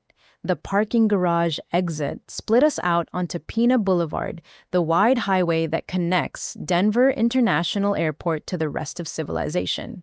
The mountains rose in the distance, their peaks already white with early December snow. Grandma sat rigid in the passenger seat, her hands folded in her lap like she was holding herself together by sheer will. Emma remained silent in the back, occasionally releasing shuddering breaths that sounded like suppressed sobs. The silence in the car was different from the comfortable quiet I usually shared with Grandma. This was the silence of aftermath of processing trauma too fresh to put into words. The radio stayed off. Even the usual soundtrack of traffic felt muted, as if the world itself had hushed in recognition of her pain. Finally, as we merged onto I-70, Grandma spoke. Her voice was steady but distant, like she was narrating someone else's life. I bought the red sweater specifically for today. The saleswoman at Macy's said it was festive without being too Christmassy. Perfect for traveling during the holidays. She plucked at the cardinal red fabric. I wanted to look nice in the family photo at the port. Neither Emma nor I knew how to respond to that. What do you say when someone's small dreams have been crushed along with their big ones? I even practiced, she continued still in that eerily calm voice, standing for long periods, walking distances. I did mall walks every morning for 3 weeks to build up stamina. Didn't want to slow anyone down during shore excursions. Mrs. Patterson, Emma started, but Grandma kept talking as if she hadn't heard. The cruise director I spoke with said the ships have beautiful libraries, quiet places to read while the younger folks enjoyed the pools and casinos. I packed 14 books, donated twice that many to the church rummage sale because I couldn't decide which ones to bring. A hollow laugh. Guess I can retrieve them now. Doubt anyone's bought my old mysteries yet. We passed the exit for Quebec Street, and Grandma suddenly pointed. That's where the specialty coffee shop is. The one with Warren's lavender lattes, 40-minute drive each way yesterday. The girl behind the counter was so helpful, explained how to keep them warm overnight. Her voice cracked slightly. She said my son was lucky to have a mom who cared so much about his preferences. He didn't deserve it, I said fiercely. None of them deserved you. Perhaps that's the problem, Grandma replied. I gave them so much they never learned to value it, like breathing. You don't appreciate air until it's gone. Emma leaned forward. That's not fair to yourself. Being loving isn't a character flaw. They're the ones who are broken, not you. Grandma turned to look at her, studying Emma's tear-stained face with those penetrating eyes. You're very young, aren't you? 25, 26, signs. 24, Emma admitted. It's 24, Grandma repeated softly. When I was 24, I had 2 babies and a husband, working double shifts at the factory. Warren was colicky, cried for hours every night. I'd walk him around the neighborhood singing every lullaby I knew, making up new ones when I ran out. She faced forward again. Funny how clearly I can remember those nights, but can't remember when he stopped needing me. The highway curved toward the city, bringing the skyline into full view. The cash-for-gold places and dispensaries that lined this stretch of road seemed especially depressing today, evidence of other people's desperation and escape. Grandma noticed my white knuckles on the steering wheel. I'm not going to fall apart, sweetheart. You can relax. I'm not worried about that. Yes, you are. You're waiting for the breakdown, the hysteria. She smoothed her slacks, picking off an invisible piece of lint. It won't come. I've had 76 years to practice composure. Depression-era children learned early that falling apart was a luxury we couldn't afford. But as we took the exit for her neighborhood, cracks began to show. Her hands started trembling again as familiar landmarks appeared. The grocery store where she'd shopped for 50 years, the park where she'd pushed her boys on swings, the church where she'd been married, baptized her children, buried her husband. Everyone will know, she whispered. Small community like this, news travels faster than wildfire. By tomorrow, every person I've known for decades will be whispering about poor Ruth Patterson abandoned at the airport by her own children. You don't have to tell anyone, I insisted. It's nobody's business. Margaret saw me leave this morning, wished me bon voyage. Father Rodriguez announced it during last Sunday's prayers. The entire water aerobics class threw me a going-away party on Thursday. Her voice grew smaller with each example. I showed everyone pictures of the ship, talked about it for 3 weeks straight. Emma spoke up from the back. Then they'll be angry on your behalf. Real friends will support you, not judge you. Oh, child, Grandma said sadly. At my age, schadenfreude often masquerades as sympathy. There'll be those who are secretly pleased that perfect Ruth with her successful sons got taken down a peg. We turned onto her tree-lined street where modest post-war houses sat on large lots, most decorated for Christmas. Grandma's house stood out for its simplicity. Just a wreath on the door and electric candles in the windows. Grandpa's rules. Nothing garish, nothing that required ladder climbing after he turned 70. Shh. Park in the garage, Grandma directed. I don't want to see anyone yet. I pulled into the tidy garage, noting the labeled shelves and organized tools. Grandpa's workbench still held his final project, a jewelry box he'd been making for Grandma's birthday. 3 years later, it remained unfinished, a promise interrupted by death. Inside the house felt different than it had this morning. The excitement that had charged the air was gone, replaced by a heaviness that seemed to press down from the ceiling. Evidence of her trip preparation was everywhere, each item a small mockery of her trust. On the kitchen table sat her cruise folder decorated with ship stickers and labeled sections, itinerary, shore excursions, packing lists, emergency contacts. She'd approached the vacation with the same methodical care she brought to everything. The betrayal must have felt like chaos invading her ordered world. I'll make tea, I offered, needing something to do. Third cabinet, though I gave the good Earl Grey to... She stopped. Never mind. While I filled the kettle, Emma helped Grandma out of her coat. That's when we noticed the carry-on bag she'd packed for the flight. still sitting by the door where she'd placed it this morning ready for adventure. Grandma stared at it like it might bite.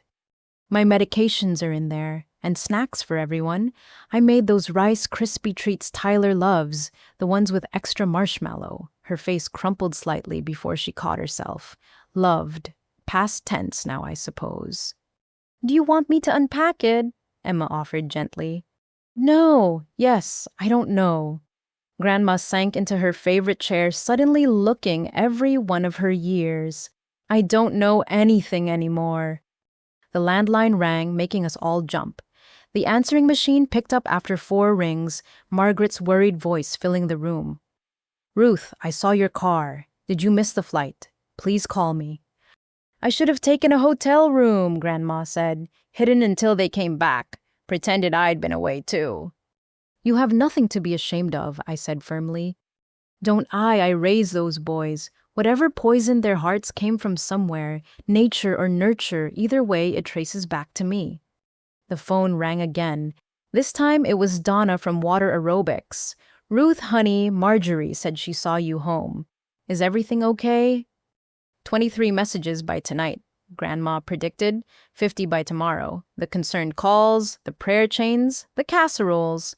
She rubbed her temples. Lord, the casseroles. Nothing says, I heard about your family trauma, like a tuna noodle bake.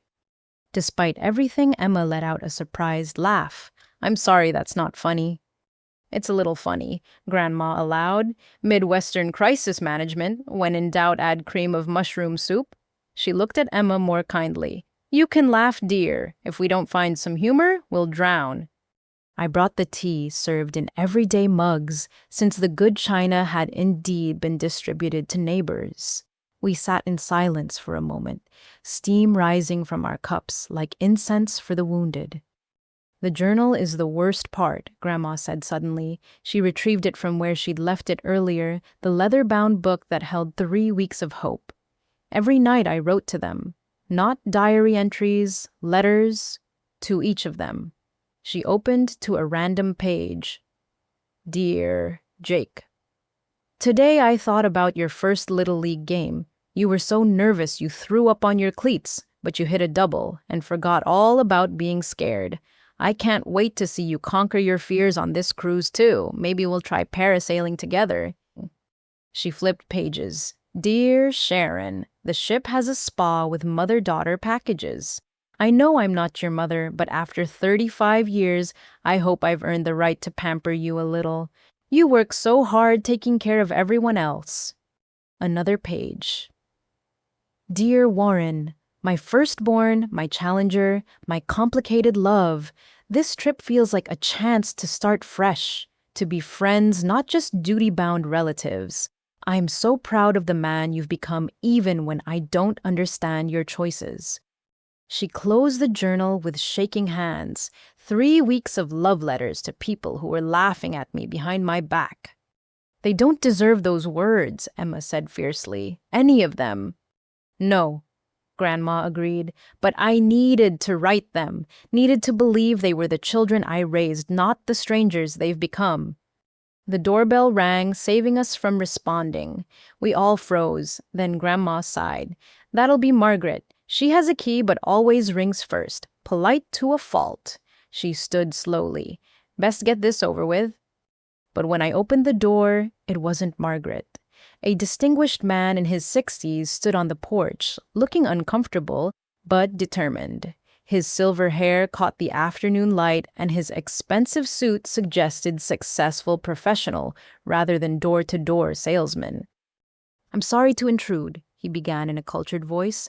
My name is Harrison Sterling. I was at the airport this morning, gate 42. Grandma appeared behind me, wariness replacing sorrow. If you're a reporter... No, ma'am. I'm an attorney. I witnessed what happened. I should have intervened but didn't. That was wrong. He shifted his weight, clearly uncomfortable but pressing on. I've been sitting in my car for 2 hours working up the courage to knock. Why? Grandma's voice held no warmth, just exhausted curiosity.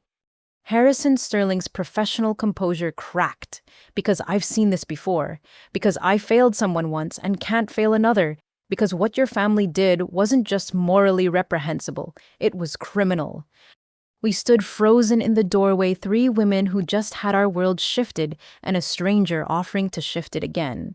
The afternoon sun slanted across the porch, illuminating dust motes that danced between us like tiny messengers of change. I don't want, Grandma started, then stopped. I can't. Just hear me out, Harrison Sterling said gently.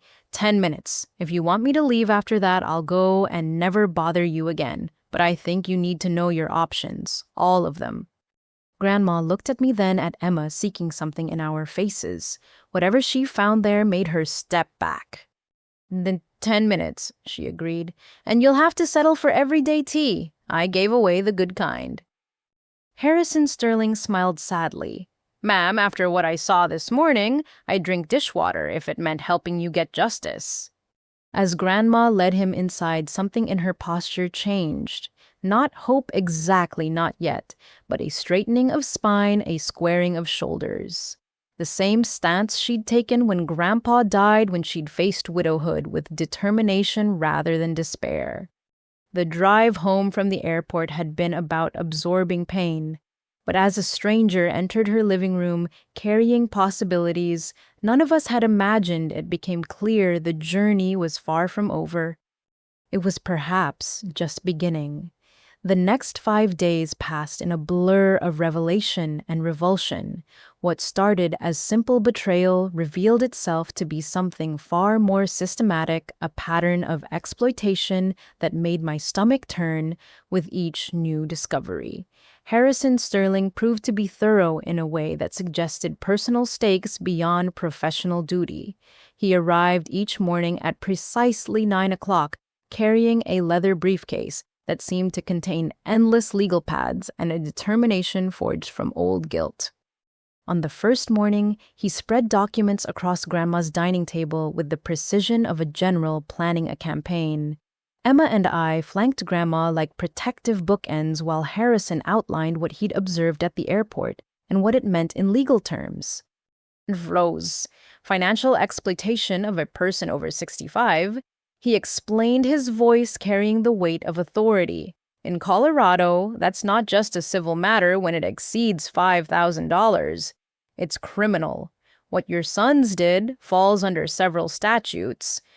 Grandma flinched at the word criminal, her Depression-era sensibilities rebelling against the idea of law enforcement involvement.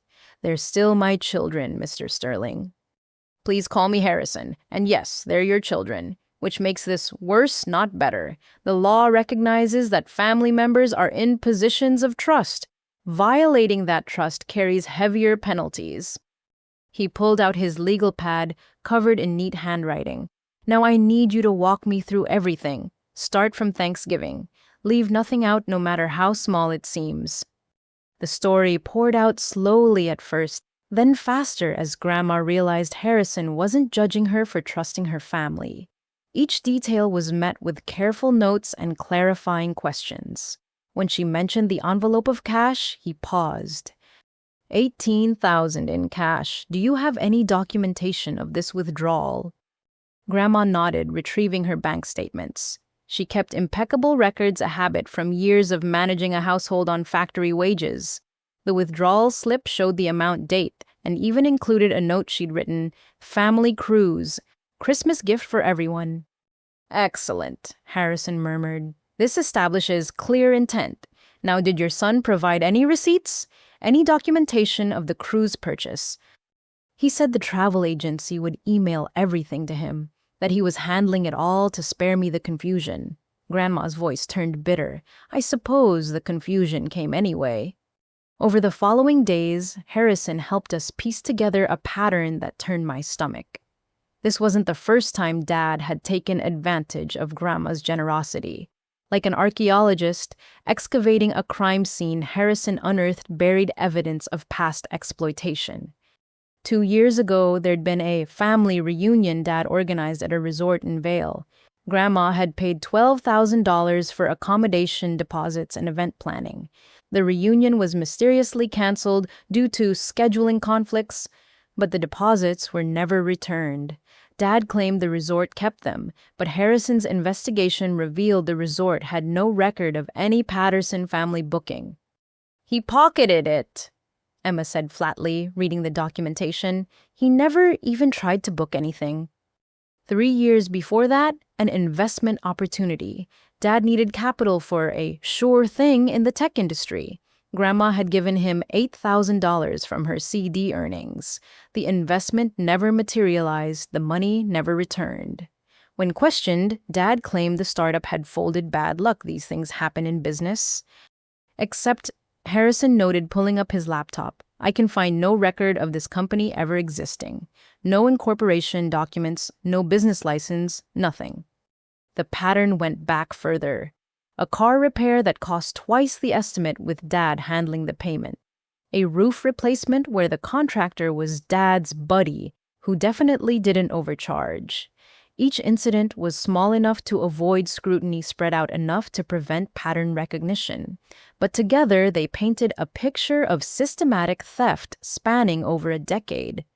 "Local conservative estimate," Harrison calculated grimly. "He's taken at least $60,000 over the past 10 years, and that's just what we can document."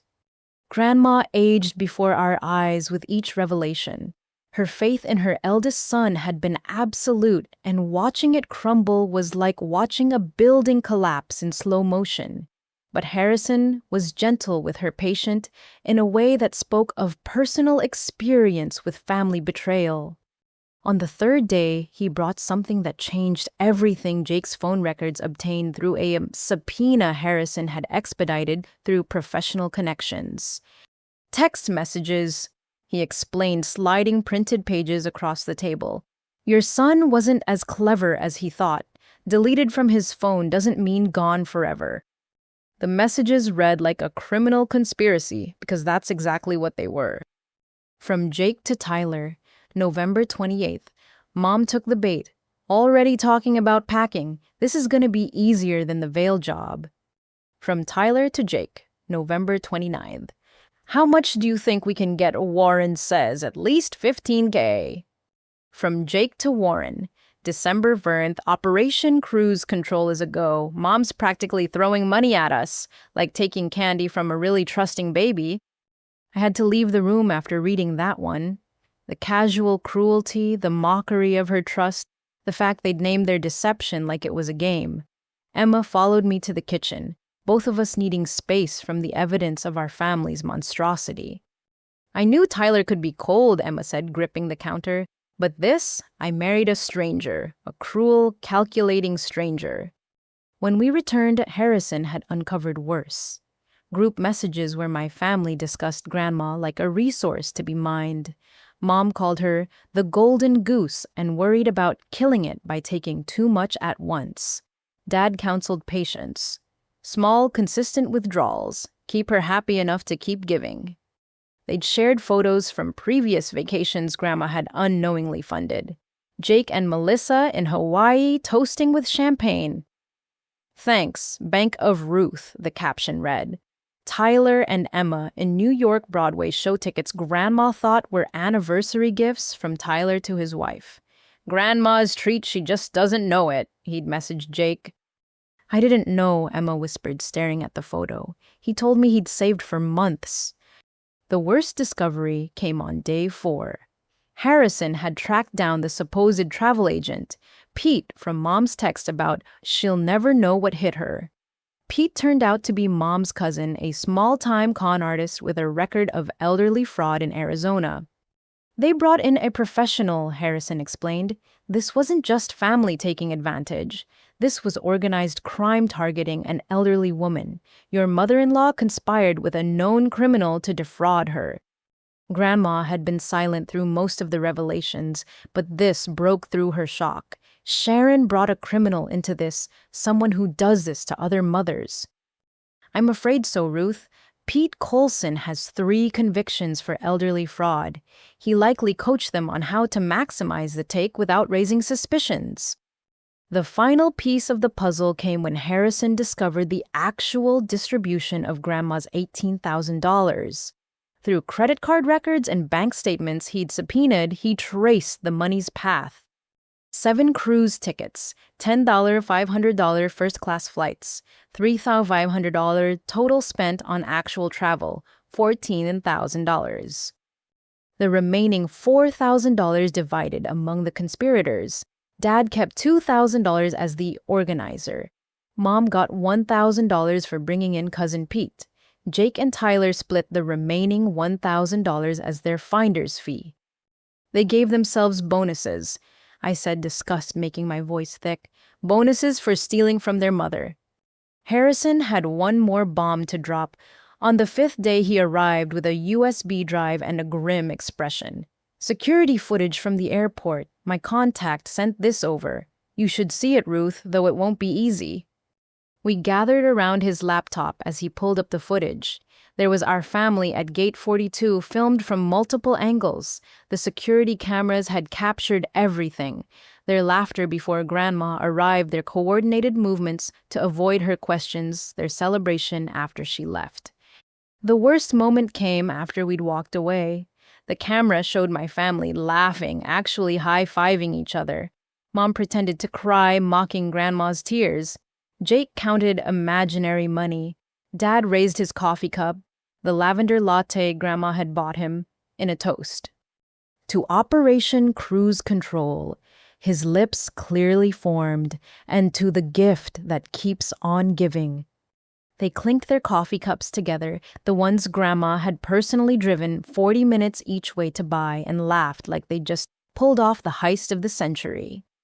Grandma made it to the bathroom before she threw up.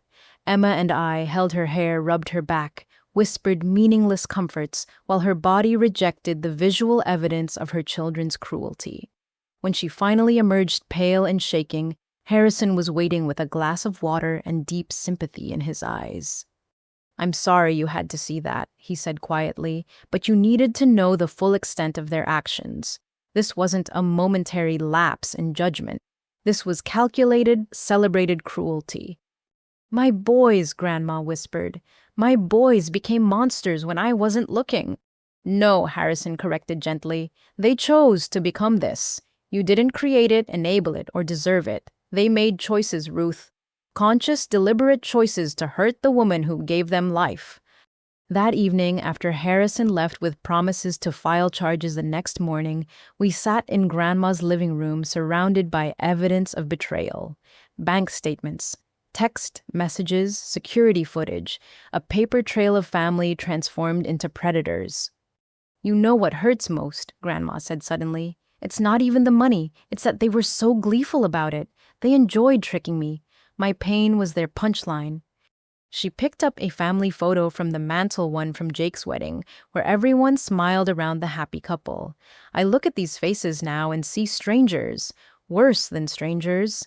Strangers don't usually work this hard to hurt you. Emma, who'd been quiet most of the day, finally spoke. "What Harrison's doing? The charges, the investigation. It's the right thing. They need consequences." "Prison," Grandma's voice broke. "My sons might go to prison." "They should," I said firmly. "What they did is unconscionable. They stole from you, mocked you, treated your love like a joke. If strangers had done this, you'd want them prosecuted. Being family doesn't grant immunity from consequences." Grandma nodded slowly, aging years in moments. "Harrison's right. They made choices. Now they'll face the results of those choices." She stood moving to the window where she'd watched her boys play in the yard decades ago. "I just wish I understood when they stopped seeing me as their mother and started seeing me as a mark." None of us had an answer for that. Some transformations happen so gradually you don't notice until it's too late. Love blinds us to small cruelties until they accumulate into large ones. By then, the person we loved is gone, replaced by someone capable of celebrating our pain over coffee we bought them. Tomorrow, Harrison would file formal charges.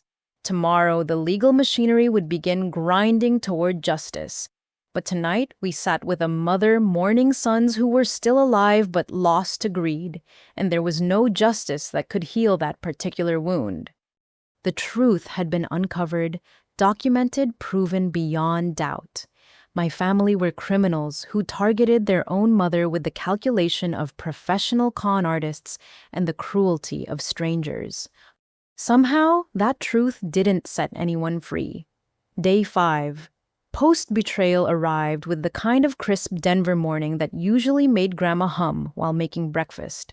Instead, she sat at her kitchen table staring at a cup of coffee that had long gone cold. The excavation of her family's crimes had left her hollow-eyed and fragile in a way that scared me. Emma had stayed over too, neither of us willing to leave her alone with the weight of Harrison's discoveries. The doorbell rang at 9:15, later than Harrison's usual arrival time. I assumed he'd been delayed at court, but when I opened the door, he stood there looking unusually formal, even for him. His charcoal suit was impeccable, his silver hair perfectly styled, but something in his expression had shifted from professional to personal. "Good morning, Tabitha. May I come in? I have something important to discuss with your grandmother." In the living room, he sat across from Grandma with an uncharacteristic nervousness. He cleared his throat twice before beginning his usual commanding courtroom presence, replaced by something more vulnerable. "Ruth, I need to tell you something about why I'm really here, why this case matters to me beyond professional obligation." Grandma looked up from her cold coffee with mild curiosity. "You mentioned your mother at the airport." "Yes." Harrison's hands tightened on his briefcase. "But I didn't tell you everything. I couldn't not then. You had enough pain without adding my old ghost to it." He opened his briefcase and withdrew a faded photograph, handling it with the reverence usually reserved for religious artifacts. The image showed a woman who looked remarkably like Grandma. Same silver hair, same kind eyes, same way of holding herself that suggested strength despite life's attempts to break it. This was my mother, Eleanor Sterling. This photo was taken 6 months before she died. His voice roughened. She was 78, living in a state nursing home that smelled like disinfectant and despair. She died alone on a Tuesday morning while I was in court defending a corporation worth billions. "Harrison," Grandma said softly, reaching toward him instinctively. "No, please, let me finish. I need to say this." He set the photo on the coffee table between them. "My mother was a lot like you, widowed young, raised 3 children on a secretary's salary, saved every penny went without so we could have, trusted her children completely." The parallels were becoming painfully clear. Emma and I exchanged glances, understanding why this man had been sitting in his car for 2 hours, gathering courage to knock on Grandma's door. My siblings convinced her to mortgage her paid-off house for their business ventures. I was building my career, too busy to pay attention. When she called with concerns, I told her to trust them. They were family. What could go wrong? His laugh was bitter. Everything as it turned out. They never intended to pay back the loans. The businesses were shells. Within a year, she lost the house our father built with his own hands. "Where were you?" Grandma asked, though not unkindly.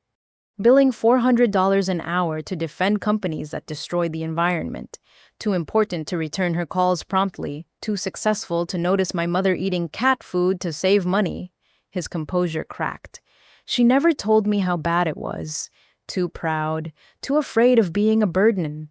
By the time I learned the truth, she was in the nursing home and my siblings had disappeared with whatever cash they could squeeze from the house sale." He picked up the photograph, studying his mother's face. "I tried to fix it, threw money at the problem, got her into a better facility, visited when I could. But she died knowing her children had betrayed her, and her successful lawyer son had been too self-absorbed to protect her." "It wasn't your fault," Grandma said firmly. "Children shouldn't have to protect parents from other children." "No, but I could have paid attention, could have asked questions, could have done something." He carefully returned the photo to his briefcase.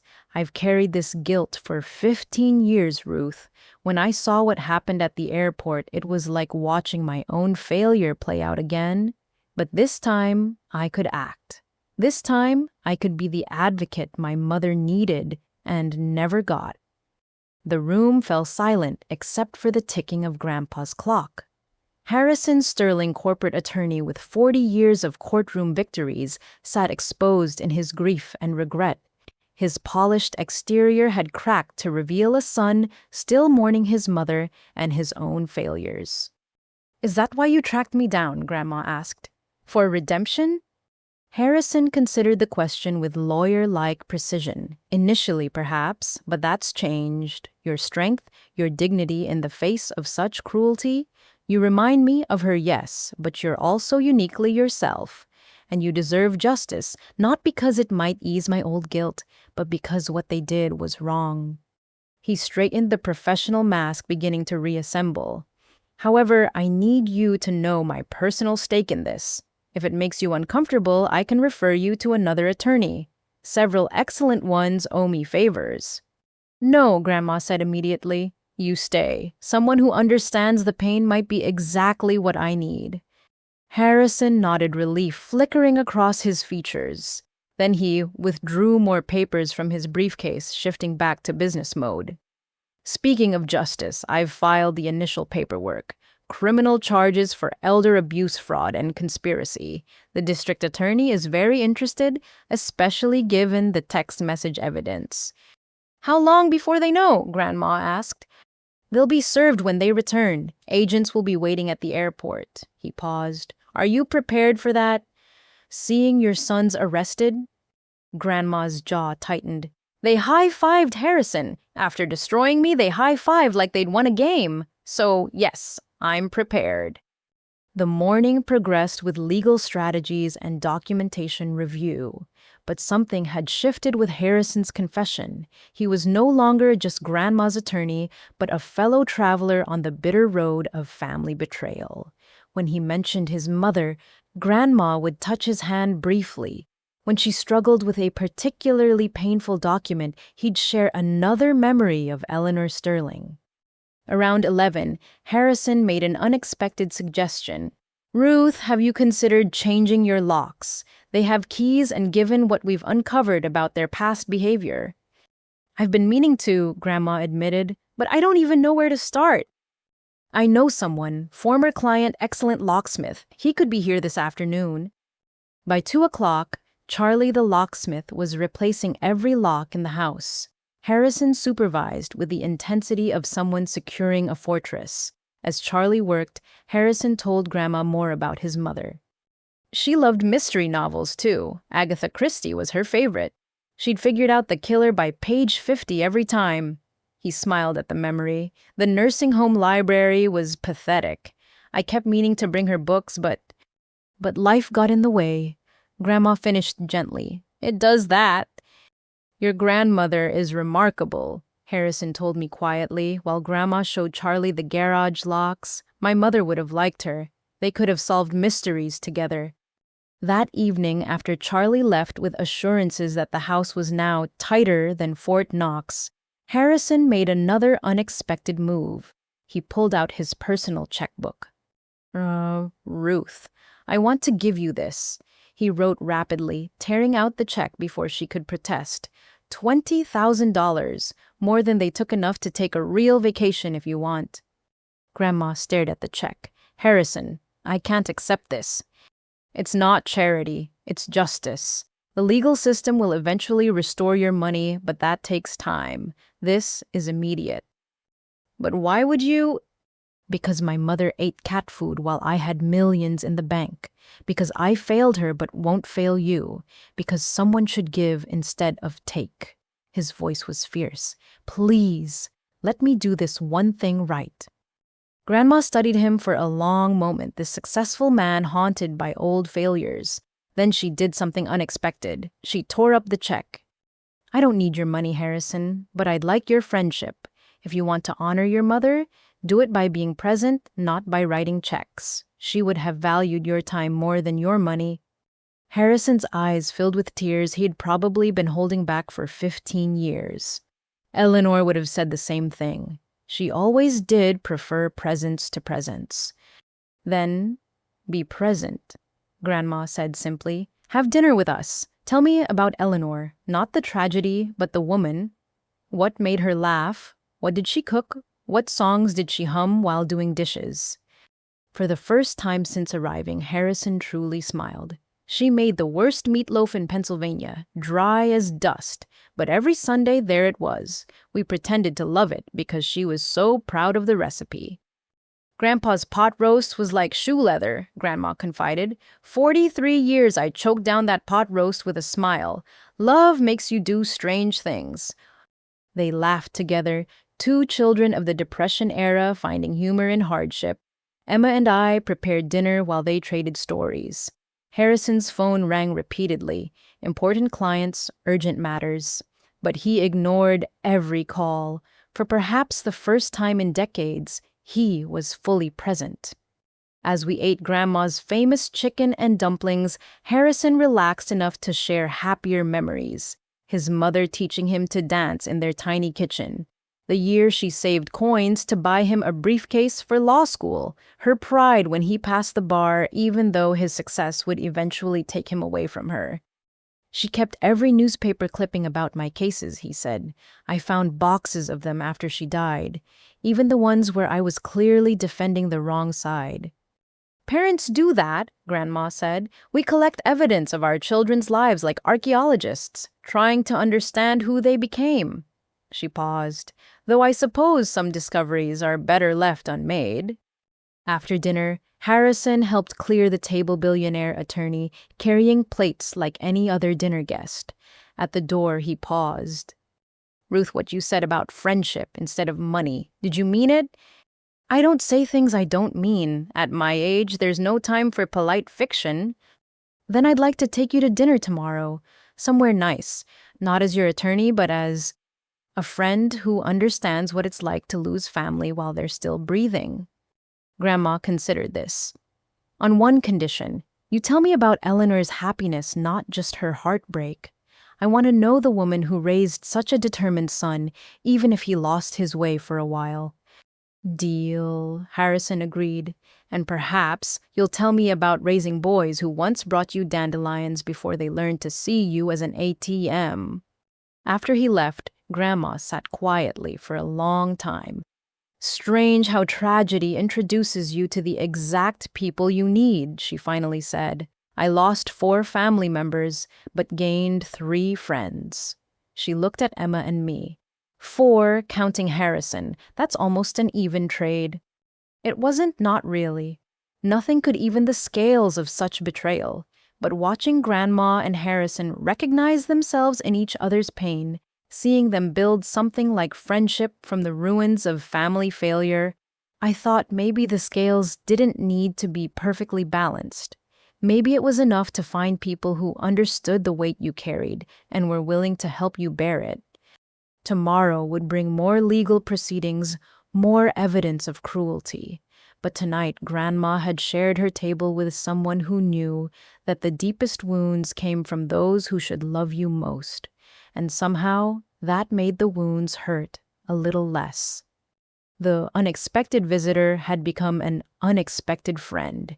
In a week that had stripped away so much from Grandma, perhaps, that was its own small miracle. Harrison Sterling transformed Grandma's dining room into a war room. Legal documents covered every surface, organized with military precision into categories labeled evidence, testimony, financial records, and criminal pattern. He arrived each morning at 8:30 sharp carrying boxes of files and the kind of grim determination usually reserved for capital cases. Ruth, we're building something unprecedented here, he explained on the first morning of serious case preparation. Elder abuse cases rarely have this much documentation. Your family's arrogance is our advantage. They left a trail wider than a highway. Grandma sat at the head of her own table looking somewhat bemused by the transformation of her dining space. Where holiday dinners once happened, now sat evidence of her children's crimes. The irony wasn't lost on any of us. I've been thinking, she said, adjusting her reading glasses to examine a bank statement. Warren always insisted on handling my tax returns, said it was too complicated for me to understand. Harrison's head snapped up. How long has he been doing that? Maybe 15 years since Harold passed. Warren said it was one less thing for me to worry about. Ruth, I need to see those returns, all of them. The next 3 hours revealed another layer of deception. Dad had been claiming Grandma as a dependent, taking credits and deductions that should have been hers. He'd also been routing her tax refunds to his own account, giving her a fraction while keeping the rest. This is tax fraud, Harrison said, his voice tight with controlled anger. Federal crime. He's been stealing from you and the government simultaneously. Emma, who'd been organizing receipts, made her own discovery. Mrs. Patterson, these credit card statements in your name. Did you open these accounts? Grandma examined them with growing confusion. I've never seen these before. I only have one credit card, the same one for 30 years. Harrison immediately got on the phone with credit bureaus. Within an hour, we discovered 4 credit cards opened in Grandma's name, all with Dad or Jake listed as authorized users. The charges read like a chronicle of greed: vacation packages, electronic equipment, restaurant bills at places Grandma had never been. Identity theft. Harrison added to his growing list of charges. They didn't just steal what you gave them. They stole your very identity to take more. The doorbell interrupted our evidence gathering. Margaret from next door stood on the porch holding a casserole dish and wearing an expression of determined sympathy. Ruth, I heard you were back. Is everything all right with the cruise? Grandma straightened her spine. There was no cruise, Margaret. My children stole the money and left me at the airport. The casserole dish nearly slipped from Margaret's hands. But they couldn't have... They did. Would you like to see the security footage? Word spread through the neighborhood like wildfire. Within hours, Grandma's phone rang constantly with shocked neighbors, church friends, and acquaintances. Some offered genuine support. Others barely disguised their curiosity as concern. Grandma fielded each call with dignity, neither minimizing the truth nor wallowing in victimhood. Father Rodriguez arrived that evening, his face grave. Ruth, I've heard disturbing news. Please tell me it's not true. It's true, Father, every word. The priest sat heavily. This man who'd baptized her sons confirmed them, married them. I don't understand. Warren and Jake were altar boys. Tyler sang in the youth choir. Evil doesn't announce itself, Father. It grows quietly in the spaces where love should be. Harrison used the priest's visit strategically. Father, would you be willing to provide a character statement for Ruth? The court needs to understand who she is versus who her sons claimed she was. Emma claimed... Father Rodriguez's eyes flashed with rare anger. What did they claim? Harrison pulled out his notes from the airport security footage. Warren told security she was confused, suffering from dementia, that this was an episode they regularly dealt with. The priest's face darkened. Ruth Patterson has the sharpest mind in my congregation. She manages our charity finances, organizes the annual fundraiser, and can recite scripture better than I can. Dementia. He stood abruptly. I'll write whatever statement you need, Mr. Sterling. This is unconscionable. After Father Rodriguez left, Harrison revealed his masterstroke. I've hired a forensic accountant. Former FBI specializes in family fraud. She'll trace every penny they've taken over the years. The forensic accountant Diana Chen arrived 2 days later with a team and equipment that looked like it belonged in a high-tech thriller. She set up computers in Grandma's spare room and began what she called financial archaeology. People think money can disappear, Diana explained to Grandma, but it always leaves footprints, electronic transfers, cash deposits, purchase patterns. It all tells a story. While Diana's team worked, Harrison pursued another angle. He discovered that Mom's cousin Pete, the supposed travel agent, was wanted in 3 states for elderly fraud. The FBI was very interested in his whereabouts. Your daughter-in-law just became federal witness material, Harrison informed us over lunch. Sharon's connection to an interstate fraud ring elevates this beyond family dispute. Emma, who'd been reviewing social media posts, made another sickening discovery. They posted photos from the airport. Jake's Instagram shows them toasting in first class with the caption, "Family adventures minus the baggage," posted while Mrs. Patterson was still in the terminal. "Screenshot everything," Harrison ordered. "Social media evidence is gold in court." Days blended together in a haze of discoveries. Diana's team uncovered a decade-long pattern of financial abuse so comprehensive it took 3 whiteboards to map out. The visualization looked like a spiderweb with Grandma at the center and her children as predators spinning threads to trap her assets. "Conservative estimate," Diana announced after a week. "They've taken at least $200,000 over 15 years. That's not counting lost investment returns, tax fraud penalties, or credit damage." Grandma had to sit down. $200,000. How did I not notice $200,000 missing? "Because they took it in drops, not floods," Diana explained gently. "A few thousand here for a car repair, 5,000 there for temporary help, $20 cash back every time they grocery shopped for you. It adds up, especially when they're also redirecting your tax refunds and using your credit." The criminal case strengthened daily. The district attorney assigned a specialist prosecutor who'd handled similar cases. She met with us at Grandma's house, a woman named Sarah Martinez, who radiated competence and controlled fury. "I've prosecuted a lot of elder abuse," Sarah said. "But the calculation here, the joy they took in it, that security footage of them toasting afterward, that's going to play very well to a jury. Badly for them, I mean." She outlined the charges: elder abuse fraud, conspiracy identity, theft, tax fraud. "Your sons are looking at serious time, Ruth. Your daughter-in-law, too. Are you prepared for that?" Grandma's voice was steady. "My children died the moment they celebrated my humiliation. I'm not sending my sons to prison. I'm sending strangers who wear their faces." Local media caught wind of the story. "Grandmother abandoned at airport after paying for family cruise," ran in the Denver Post.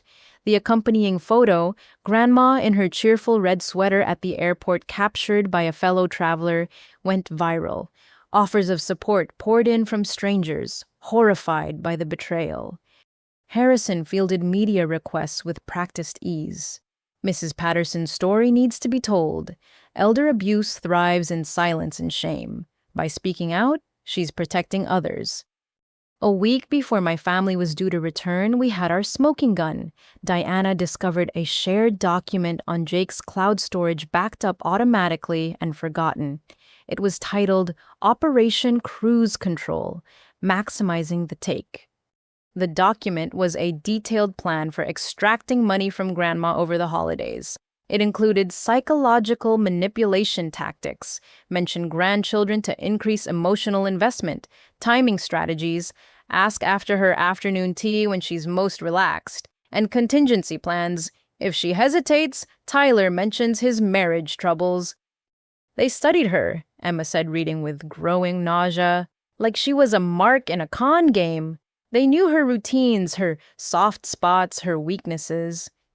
The document included phases: building trust, creating need, the ask, and aftermath management. Under that last heading, someone Jake's typing style was distinctive had written, "Expect 2 weeks of guilt calls before she accepts it. Stay strong. Don't cave to manipulation."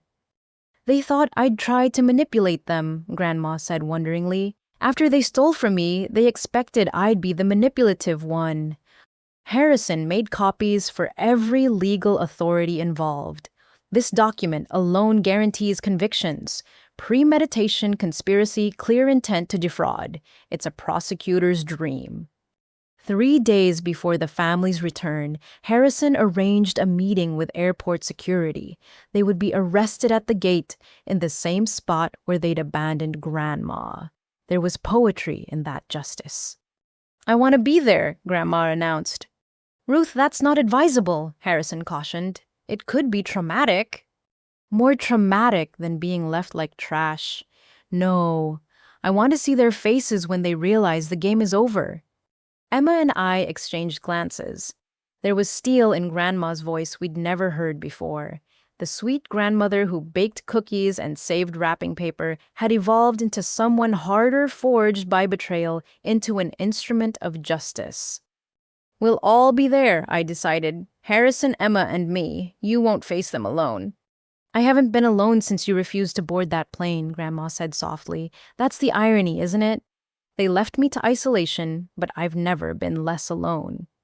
The night before the confrontation, we gathered in Grandma's living room. The evidence was complete, the case airtight, justice poised to strike.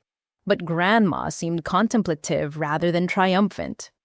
"I keep thinking about when they were little," she said, studying their childhood photos. "Warren's first day of kindergarten, he cried so hard I had to stay for the first hour. Jake was terrified of the dark until he was 12. Tyler used to write me poems for Mother's Day. She touched each face in the photographs. Where did those boys go?" "They made choices," Harrison said gently. "Each cruel act was a choice.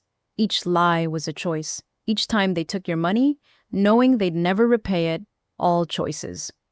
"I know," Grandma sighed, "but a mother's heart doesn't stop loving just because her children stop deserving it. Tomorrow, I'll watch them be arrested and I'll be relieved. But tonight, I mourn the sons I thought I had." We sat with her in that grief, understanding that justice and heartbreak could coexist. The case was built, the evidence, overwhelming the trap set. Tomorrow would bring handcuffs and consequences. But tonight, a mother grieved for children who'd chosen greed over grace, cruelty over kindness. The case was solid. Her heart was broken. Both truths lived side by side in the quiet of her living room, where photos of better days watched from the walls like witnesses to a family's fall. Harrison Sterling arrived for what had become our daily strategy session, but something was different. Instead of his usual legal briefcase, he carried a bouquet of yellow roses and white daisies. Not romantic red, but sunshine yellow, the color of friendship and new beginnings. "For brightening your dining room," he said almost shyly, handing them to Grandma. "All this legal documentation makes the place feel like a law library. Thought you might need some life among the paperwork." Grandma's face lit up in a way I hadn't seen since before the airport. "Harrison, they're lovely. Harold used to bring me daisies. Said they were honest flowers. No pretense, just simple beauty." As she arranged them in her good vase, one of the few pieces she hadn't given away, I noticed Harrison watching her with an expression that had nothing to do with legal proceedings. Emma noticed too, nudging me with raised eyebrows. Over the following days, small changes accumulated. Harrison began arriving with coffee from the expensive shop downtown, including a lavender latte for Grandma to replace the one that got spilled. He stayed later past dinner, helping with dishes and lingering over tea. Their conversations drifted from legal strategies to life stories. "Eleanor would have loved your apple pie," he said one evening, finishing his second slice. "She tried for years to master pie crust, never quite managed it. Hers could have been used for roof shingles." Grandma laughed a real laugh that reached her eyes. "The secret is ice water and cold butter, and never overwork the dough. I could teach you." "I'm 72 years old, Ruth. Bit late to start learning to bake." 72 is young," Grandma countered. "I'm 76 and apparently just learning to be a federal witness. Never too late for new things." The next afternoon, Harrison stood in Grandma's kitchen wearing her apron, the one with embroidered chickens, learning to make pie crust. His expensive side jacket hung on a chair, his sleeves rolled up flour dusting his silver hair. Grandma guided his hands on the rolling pin, both of them laughing when the dough stuck. "You're overworking it," she said, gentle, like you're handling something precious. "I am," Harrison replied softly, and I'm pretty sure he wasn't talking about pie dough. Emma and I became accidental chaperones to whatever was blooming between them. We'd find them sitting closer on the couch while reviewing documents. Their hands would brush, reaching for papers, lingering a moment too long. Harrison began touching Grandma's shoulder when he passed her chair and she'd pat his hand in response. Darn, are you seeing what I'm seeing? Emma whispered one day as we watched them debate the merits of different tea brands with the intensity of Supreme Court arguments. I think our grandmother has a suitor, I whispered back. Good for her. After what she's been through, she deserves someone who looks at her like she hung the moon. And Harrison did look at her that way. When Grandma spoke, he gave her his complete attention, not the partial attention of someone plotting their response, but the full presence of someone who found every word valuable. When she mentioned her hip bothering her, he researched specialists. When she admitted missing her water aerobics class, he found a private pool where she could swim without facing curious neighbors. You don't have to solve all my problems, Grandma protested after he presented his swimming pool research. I'm not trying to solve them, Harrison replied. I'm trying to share them. There's a difference. The moment everything shifted came during Sunday dinner. Harrison had become a regular at our table, bringing wine and staying for movies afterward. This night, Grandma made her famous pot roast, the good kind, not Grandpa's shoe leather version, and we'd fallen into comfortable conversation about everything except the looming court case. Ruth, Harrison said suddenly, setting down his fork. I need to say something and I need witnesses so I can't lose my nerve. Grandma's hand fluttered to her throat. Harrison. I'm 72 years old. I've been married twice, divorced twice, buried one son and failed another. I've made millions and lost my soul in the process. I thought my life was winding down to a quiet, lonely finish. He reached across the table, taking her hand. Then I saw you standing in that airport, dignified in disaster, and everything changed. Harrison, I'm not sure. Let me finish. Please. His lawyer's composure cracked, revealing raw vulnerability. I started this to atone for failing my mother, but somewhere between pie crust lessons and debates about Earl Grey versus English breakfast, I fell in love with you, not with the idea of redemption through you, but with you. Ruth Patterson, who makes the worst coffee I've ever tasted, but the best pie I've ever eaten. Who faces betrayal with grace, but won't suffer fools at the grocery store. Who taught me that presence matters more than presents. The dining room fell silent, except for the ticking clock. Grandma's eyes filled with tears, but she didn't pull her hand away. I'm 76 years old, she said finally. I've buried a husband I loved for 43 years. My children just revealed themselves as monsters. I'm about to testify in federal court against my own sons. I don't even know who I am anymore. I know who you are, Harrison said firmly. You're the woman who stayed kind when cruelty would have been easier, who chose justice over enabling, who makes a house feel like home just by being in it. You're extraordinary, Ruth, and if you'll let me, I'd like to spend whatever time we have left proving that to you every day. Emma made a small sound that might have been a sob. I found my own eyes burning. Here in Grandma's dining room, where we'd mapped out fraud and planned for justice, love was making an unexpected appearance. I can't promise anything, Grandma said carefully. My heart's been broken so recently, I can still feel the edges cutting. I'm not asking for promises. I'm asking for possibility. Let me earn your trust. Let me show you that not everyone who claims to love you has an agenda. He squeezed her hand gently. Let me bring you flowers because you deserve beauty, not because I want something. Grandma looked at Emma and me, seeking something in our faces. Whatever she found there made her turn back to Harrison with a small smile.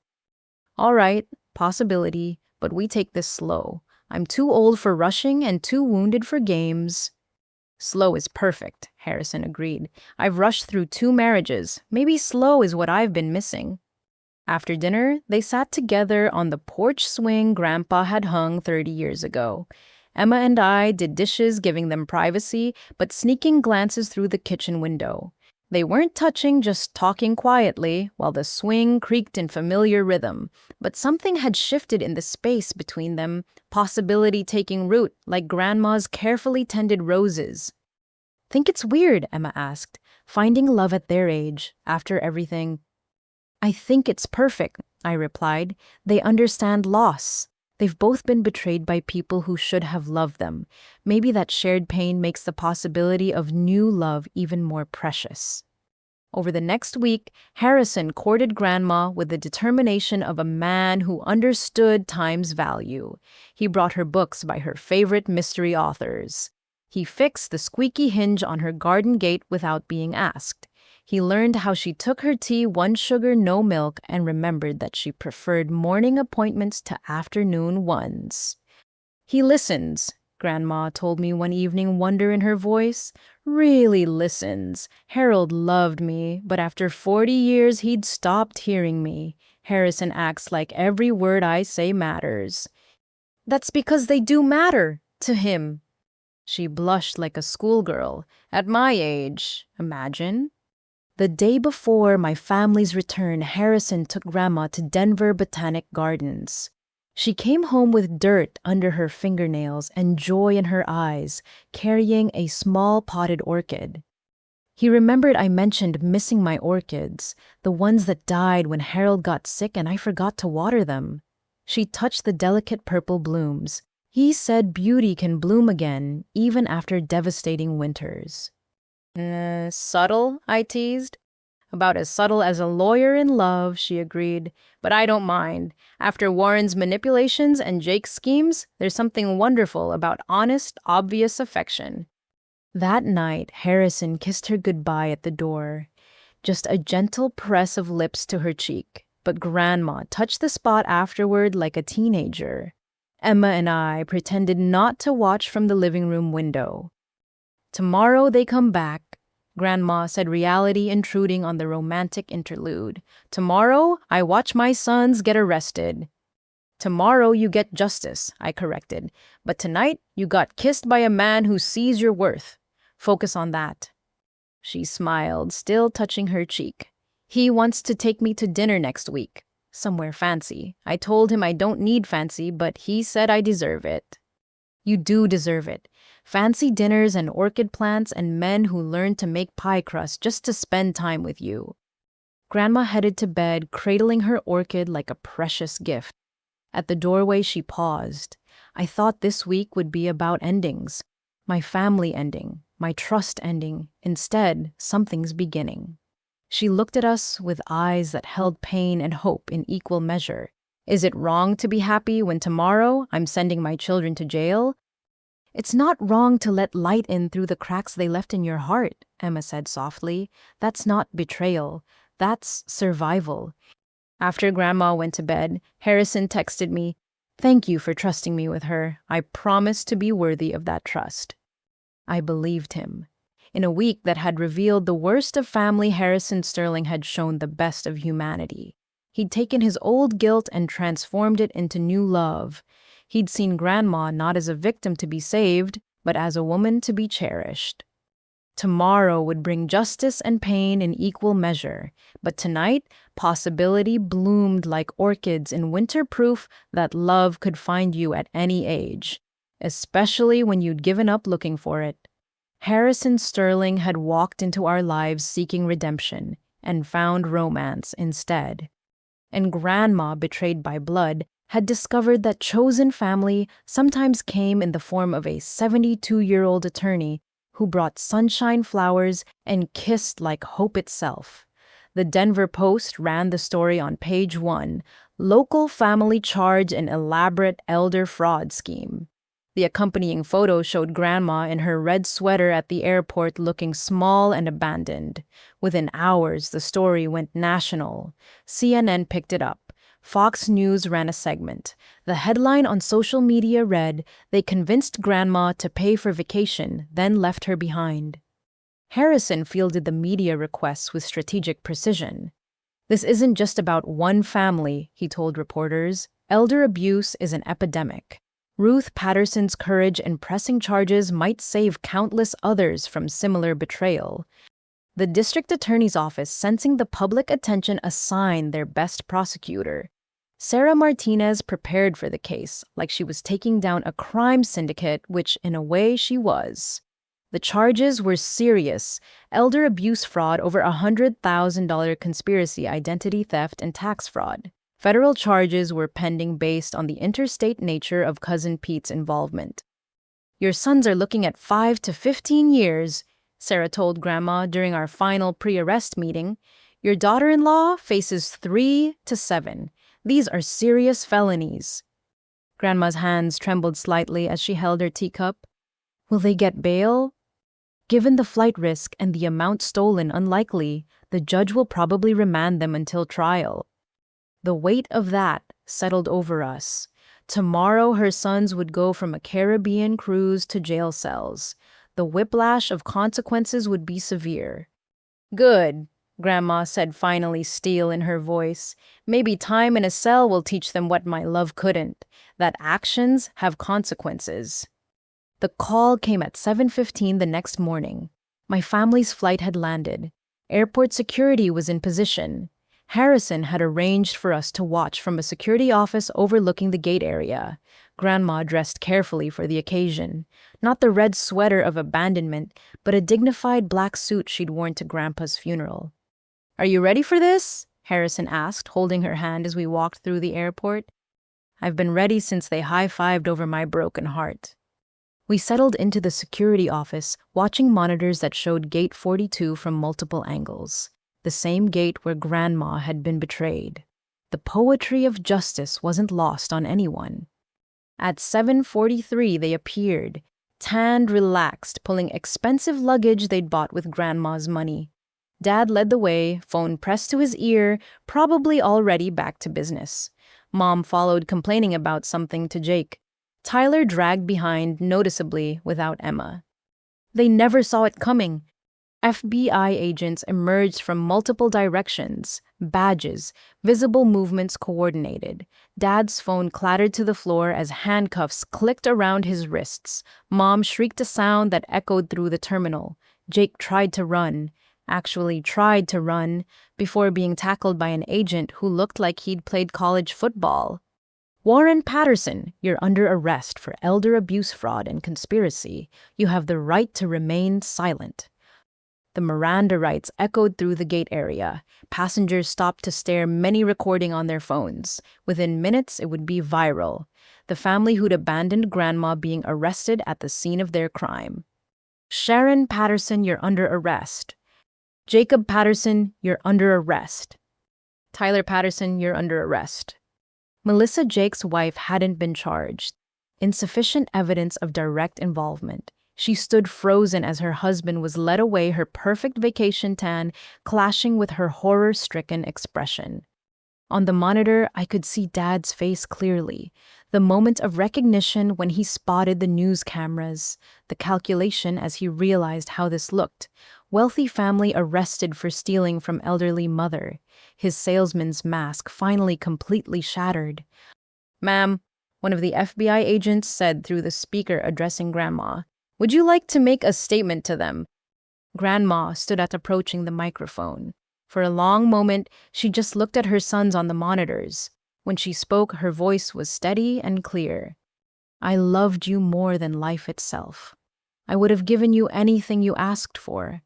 All you had to do was include me, but you chose cruelty instead." She paused.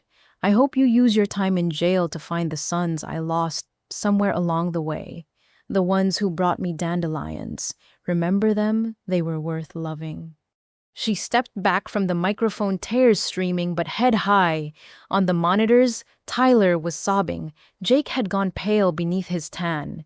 Dad stared straight ahead, jaw clenched, still trying to salvage dignity from disaster. The media explosion was immediate. As justice for Grandma began trending, the security footage of the arrest, agents had worn body cameras, was released within hours. The image of my family in handcuffs at the same gate where they'd abandoned Grandma became the day's most shared photo. The bail hearing took place 2 days later. Grandma attended, sitting in the front row with Harrison on one side and me on the other. Emma sat behind us, having filed for divorce from Tyler the day after his arrest. Dad's lawyer argued for reasonable bail. "My client has deep ties to the community. He's not a flight risk." Sarah Martinez demolished that argument. Your client orchestrated a months-long conspiracy to defraud his elderly mother. He created false documentation, recruited a known criminal, and showed zero remorse. The defendant has already proven he'll do anything for money, including destroying his own mother. She presented the evidence methodically: the Operation Cruise Control document, the text messages, the security footage of them toasting after abandoning Grandma, the financial forensics showing systematic theft over 15 years. When she played the audio of them high-fiving at the gate, several people in the courtroom gasped. The judge's face darkened. Bail is denied for all defendants, he ruled. The calculated nature of this crime, the vulnerability of the victim, and the complete lack of remorse shown by the defendants makes them a danger to the community. They will remain in custody until trial. Mom collapsed at the defense table. Jake shouted something about this being a mistake. Tyler just cried. Dad turned to look at Grandma for the first time since arrest. "How could you?" he mouthed. Grandma met his gaze steadily. "How could you?" she mouthed back. The media coverage intensified. Talk shows debated family loyalty versus justice. True crime podcasts dissected the case. Grandma received thousands of letters from other elderly people who'd been exploited by family members. She read every one. "I'm not alone," she said one evening, surrounded by letters. This apartment building in Florida, half the residents have similar stories. Children who see parents as ATMs, grandchildren who only call when they need money. Harrison, who'd become a constant presence, helped her respond to the letters. They established a foundation, the Patterson Center for Elder Justice. Donations poured in from people moved by Grandma's story. Within a week, they'd raised enough to hire staff and lease office space. "Some good from all this pain," Grandma said, signing documents to formally establish the foundation. "Maybe we can prevent other families from breaking this way." Tyler was the first to crack. Through his lawyer, he offered to testify against the others in exchange for a reduced sentence. The prosecution shared his statement with us. "It started as a joke." Tyler's statement read, "Jake called Grandma the gift that keeps on giving. One Christmas after she gave us money. Dad laughed, said we should maximize the resource while it lasted. It snowballed from there. Each time got easier. We stopped seeing her as Grandma and started seeing her as a mark." Emma, reading over my shoulder, broke down. "I married a monster. How did I not see it?" "They hid it well," Harrison said gently. "Con artists always do. That's why they're successful." Jake tried a different approach, playing victim. His lawyer claimed Jake had been manipulated by his older brother, that Dad had orchestrated everything. The prosecution's response was swift. Jake's own texts and emails showed enthusiastic participation. The Operation Cruise Control document was in his handwriting. Mom's defense was the most pathetic. She claimed coercion, that Dad had forced her to participate. But the prosecution had her emails to Cousin Pete clearly showing her active involvement in planning the fraud. Her golden goose comments were particularly damaging. Dad alone remained silent, refusing plea deals, maintaining innocence despite overwhelming evidence. His lawyer tried various strategies, questioning Grandma's mental capacity, demolished by character witnesses, claiming gift versus theft, destroyed by the evidence of deception, even suggesting Grandma was being manipulated by Harrison for his own gain. That last accusation infuriated the judge. "Mr. Sterling is providing pro bono legal services to a woman your client defrauded. He's donated $50,000 to her Elder Justice Foundation. If that's manipulation, we need more of it in this world." Local news interviewed neighbors, co-workers, family friends. The portrait that emerged was of a family that had fooled everyone. "Warren was so charming," one neighbor said. "Always helpful. I never imagined." But others had seen signs. "Jake always talked about money," a former colleague revealed. "What things cost, who had what. He kept score of everything." The trial date was set for 6 months out. Grandma threw herself into the foundation work helping other elderly victims navigate the legal system. She and Harrison traveled to senior communities, teaching people to recognize signs of family financial abuse. The hardest part, she'd tell audiences, is accepting that love and exploitation can come from the same person. Your child can love you and still steal from you. Those aren't mutually exclusive, unfortunately. One evening, as we prepared mailers for the foundation, Grandma reflected on the consequences. You know what I realized? I'm not sending my sons to jail. They sent themselves there with each cruel choice. I'm just no longer protecting them from consequences. Harrison nodded. Enablers think they're showing love by shielding people from consequences. Real love lets people face what they've earned. 15 years they could get, Grandma mused. Tyler's youngest will be in college before he gets out. Jake's daughter won't remember him. Warren will be an old man, she sighed deeply. All for money they could have just asked for, honestly. Would you have given it? I asked. Every penny, she said without hesitation. If they'd come to me honestly saying they needed help, I'd have given everything. It was never about the money. It was about being included, valued, loved. She looked at the letters from other victims. That's what they all say. The money didn't matter. The betrayal did. As winter settled over Denver, my family sat in separate jail cells awaiting trial. No bail meant no Caribbean warmth. No expensive dinners, no freedom to exploit another soul. They traded their mother's love for luxury and received cold concrete instead. Justice had been served as an appetizer. The trial would be the main course. But already consequences were teaching what love couldn't. That cruelty has a price, betrayal brings bars, and some debts can only be paid in years of lost freedom. Grandma had sought justice and found it. But she'd also found purpose in helping others love in unexpected places and strength she never knew she possessed. The legal consequences for my family were severe but earned. The personal consequences for Grandma were transformation from victim to advocate, from broken to brave. As Harrison often said, justice isn't revenge, it's balance being restored. The scales were finally tipping back toward balance, one consequence at a time. December 5th arrived with the kind of bright winter morning that made Denver's snow-capped mountains gleam like promises. Flight 447 from Miami would land at 3:40 p.m., returning my family from their ill-gotten vacation. But this time, the welcoming committee would include FBI agents, local police, and a small army of media drawn by the viral story of abandoned Grandma. Harrison had orchestrated everything with military precision. We stationed ourselves in the airport security office with a clear view of the gate area. Grandma sat ramrod straight, wearing the same black suit she'd chosen that morning. Her hands folded calmly in her lap, but I noticed her thumb worrying her wedding ring, the only sign of internal turmoil. They'll come through that jetway thinking they've gotten away with it, Harrison said, checking his phone for updates from law enforcement.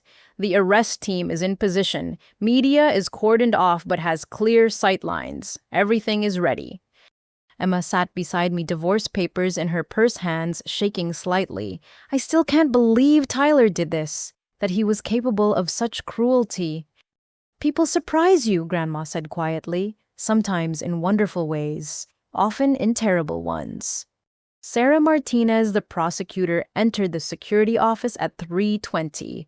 Judge signed the arrest warrants this morning. Charges are filed. We're ready. She looked at Grandma with professional sympathy. You don't have to watch this. We can handle everything. I need to see their faces, Grandma replied. I need them to know I'm here, that I survived their abandonment, that I chose justice over enabling. At 3:35, the arrival board updated Flight 447 landed. My phone buzzed with texts from reporters I'd somehow become friendly with during the week. They're deplaning now. Your dad is first off. This is really happening. On the security monitors, passengers began streaming through the jetway. Business travelers, families returning from vacation, elderly couples moving slowly with vacation souvenirs. Normal people living normal lives unaware they were about to witness karma in action. Then there they were. Dad emerged, first phone already pressed to his ear, probably catching up on a week's worth of dealership drama. His tan looked obscene in the fluorescent airport lighting a mockery of the vacation Grandma had funded. Mom followed, designer sunglasses perched on her head, pulling a new Louis Vuitton suitcase that definitely hadn't been in her closet before. Jake and Melissa came next, Jake laughing at something on his phone, the same phone where he'd documented their crimes in texts and photos. Tyler brought up the rear, looking tired but relaxed, unaware his wife had spent the week filing divorce papers and moving out of their house. "Here we go," Harrison murmured. The arrest unfolded with choreographed precision. As my family cleared the secure area and entered the main terminal, agents materialized from multiple directions. The lead agent, a woman who looked like she could bench press, Jake approached Dad with her badge visible. "The Warren Patterson." Dad's phone slipped from his hand, clattering on the terrazzo floor. His mouth opened, but no sound came out. Behind him, Mom's designer composure cracked like expensive china. "Warren Patterson, you're under arrest for elder abuse fraud exceeding $100,000, conspiracy to commit fraud, identity theft, and tax evasion. You have the right to remain silent." The Miranda rights echoed through the terminal as handcuffs clicked around Dad's wrists. Passengers stopped, phones emerging to record the drama. Within seconds, the scene was being live-streamed across multiple platforms. Mom's arrest was louder. "This is a mistake. You don't understand. We're respectable people." She struggled against the handcuffs, her perfect vacation hair falling across her face. "Warren, do something." But Warren couldn't do anything except stand there, hands cuffed behind his back, watching his carefully constructed image crumble in the most public way possible. Jake tried to run, dropping his carry-on and bolting toward the exit. He made it maybe 20 feet before an agent who'd clearly played football brought him down with a tackle that would have made the NFL proud. Jake hit the floor hard, his vacation tan doing nothing to cushion the impact. "Resisting arrest," Sarah Martinez noted with satisfaction. "That's an additional charge." Tyler didn't run. He just stood there, frozen as agents approached. When they cuffed him, he started crying. Not the dignified tears of regret, but the ugly sobs of someone realizing their life had just imploded. "Where's Emma?" he kept asking. "Where's my wife?" Emma stepped forward from our group, visible through the security office window. Tyler's eyes found her hope flickering until he saw the expression on her face. "Ah, I filed for divorce," she called out, her kindergarten teacher voice carrying clearly. "Your things are in storage. Don't try to contact me." The media captured every moment. The abandoned grandma story had been compelling. The family arrested for abandoning grandma story was journalistic gold. Reporters shouted questions that went unanswered as agents led my family away. Through it all, Grandma watched silently. When Dad was walked past the security office windows, he looked up, somehow knowing she'd be there. Their eyes met through the glass. Mother and son, victim and perpetrator, love and betrayal intersecting in a single glance. Dad's lips moved. From where we sat, it looked like, "Why?" Grandma stood, moving closer to the window. She pressed her hand against the glass and mouthed back, "You know why." The procession continued. 4 members of my family, hands, cuffed heads, bowed, designer vacation clothes, incongruous with their new reality. Melissa, Jake's wife, stood abandoned in the terminal, much as Grandma had been 3 weeks ago. The irony wasn't lost on anyone. "Ma'am," the lead FBI agent's voice crackled through the intercom. "Would you like to address the defendants?" Grandma considered for a moment, then shook her head. "I said what I needed to at their bail hearing. Let them sit with their choices now." We watched until the last police vehicle pulled away, carrying my family to booking processing and eventually jail cells. The terminal slowly returned to normal passengers resuming their journeys, the drama becoming just another story to tell. "It's done," Harrison said gently, his hand finding Grandma's shoulder. "How do you feel?" Grandma turned from the window, tears streaming but spine straight, empty, relieved, heartbroken, vindicated, everything all at once. She looked at Emma and me, but mostly grateful. Grateful I have people who chose love over luxury, integrity over islands. We left the airport differently than we had 3 weeks ago. Then we'd been broken, confused, reeling from betrayal. Now we walked with purpose, surrounded by chosen family instead of blood relatives who'd chosen greed. The media waited outside, hungry for statements. Harrison had prepared remarks, but Grandma surprised everyone by stepping forward herself. 3 weeks ago, my sons and daughter-in-law stole $18,000 and left me standing at gate 42. She said, voice clear despite her tears. Today, justice was served at that same gate. But this isn't about revenge. This is about consequences. This is about every elderly person whose family sees them as an ATM instead of a human being deserving love and respect. She looked directly into the main camera. If you're watching this and you've been exploited by family, know that you're not alone. Know that justice is possible. Know that blood doesn't give anyone the right to betray you. She paused. And if you're watching this and you've taken advantage of an elderly relative, know that your day is coming. Love doesn't mean accepting abuse. Not anymore. The crowd erupted with questions, but Harrison smoothly guided us to the waiting car. As we drove away from the airport, I watched Grandma in the rearview mirror. She sat between Emma and Harrison, holding both their hands, looking simultaneously older and stronger than she had 3 weeks ago. "They're really going to prison, aren't they?" she said quietly. "Yes." Sarah Martinez had told us the likely sentences. Warren faces 10 to 15 years. Sharon, 7 to 10. Jake, 5 to 7 plus additional time for resisting arrest. Tyler might get 3 to 5 if his cooperation deal goes through. "My granddaughter will be in high school before Jake gets out," Grandma murmured. "My grandson will barely remember Tyler. Warren will be an old man." She sighed deeply, all for money they could have just asked for. "But they didn't ask," I reminded her gently. "They took. They lied. They celebrated your pain. That's why they're facing consequences." That evening, we gathered at Grandma's house.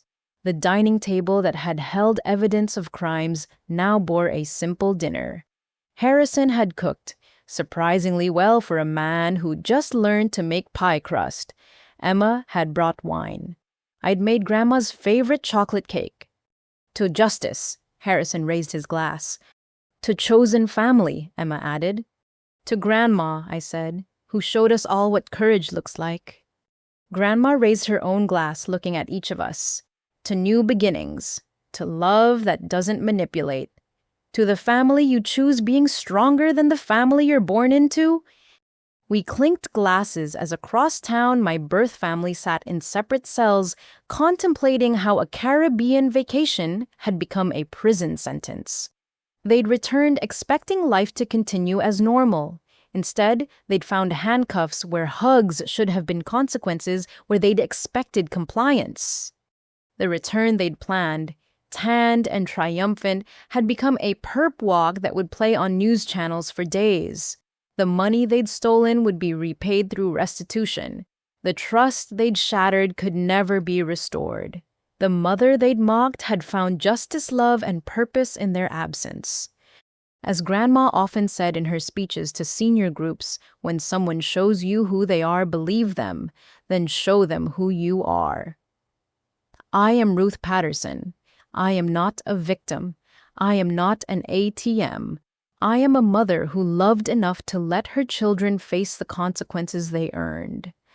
The return was complete. But unlike 3 weeks ago, Grandma wasn't left standing alone.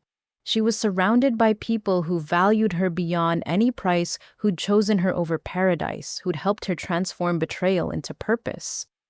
My family had returned from vacation to find their worst nightmare waiting.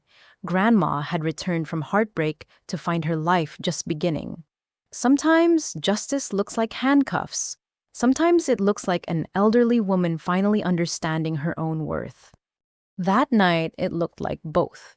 The improvised war room in Grandma's dining room had evolved into something more sophisticated over 3 weeks. What started with Harrison's briefcase and legal pads now included laptops, filing systems, and a whiteboard mapping out the full scope of my family's crimes. As we prepared for the formal reckoning, the trial that would determine their fates, new revelations continued to surface. "Oh, Ruth, I need you to look at something," Harrison said that morning, his expression grim. Diana Chen, the forensic accountant, had sent her final report. "The total theft is worse than we thought." The number at the bottom of the report made Grandma sink into her chair. $387,000 over 15 years. "That's impossible," she whispered. "How could I not notice $300,000 missing?" Diana, participating via video call, explained with professional detachment. "Death by 1,000 cuts, Mrs. Patterson. 42 separate schemes we've documented. False car repairs, inflated medical bills where they pocketed the difference. Investment opportunities that never existed, tax refunds diverted to their accounts. Even groceries. They'd buy $50 worth and claim it cost $100. Emma, who'd become our unofficial researcher, pulled up a spreadsheet. "Look at this pattern. Every time you mentioned having extra money, from Harold's life insurance, from selling the vacation cabin, from your retirement account, maturation, one of them would have a crisis within weeks." The evidence painted a picture of surveillance and predation. My family had monitored Grandma's finances like wolves, tracking prey, striking whenever vulnerability appeared. Harrison's phone rang. He listened intently, his face darkening. "That was the FBI. They've arrested Pete Colson, Sharon's cousin. He's offering full cooperation in exchange for reduced charges." "What does that mean?" Grandma asked. "It means he's confirming this was organized crime. He's providing documentation of 6 other families your daughter-in-law suggested they target." Harrison's jaw tightened. Sharon was recruiting elderly victims from her church committee. She'd identify wealthy widows, pass the information to Pete. The revelation that Mom had tried to expand their operation beyond Grandma sent Emma running to the bathroom. We could hear her retching the physical rejection of such calculated evil. "My daughter-in-law was building a crime ring," Grandma said numbly, "using church committees to identify victims." Sarah Martinez arrived for our strategy session, bringing security footage from various banks. "We've traced the cash deposits. Watch this." The grainy footage showed Dad at different bank branches depositing large cash sums. In one, he was actually laughing with the teller. The timestamp was 3 hours after he'd taken $5,000 from Grandma for emergency car repairs. "He couldn't even wait," Grandma observed. "Took my money for his emergency and celebrated before the day ended." Jake's situation worsened when investigators uncovered his side business. Using information stolen from Grandma's identity, he'd been opening credit cards in variations of her name, maxing them out, then letting them default. The credit damage was extensive. $67,000 in fraudulent debt, Diana reported. "It will take years to fully clear your credit, Mrs. Patterson." Tyler, despite his cooperation, faced his own reckoning. His statement to prosecutors revealed depths of cruelty that made even Harrison flinch. We had a rating system, 1 to 10 how much we could get from each interaction. Jake called it grandma gambling. Holidays were jackpots. Her birthday was usually good for at least $5,000 if we played it right. Mother's Day required more finesse. Too much emotion and she'd get suspicious. "They gamified stealing from me," Grandma said wonderingly, "made it a sport."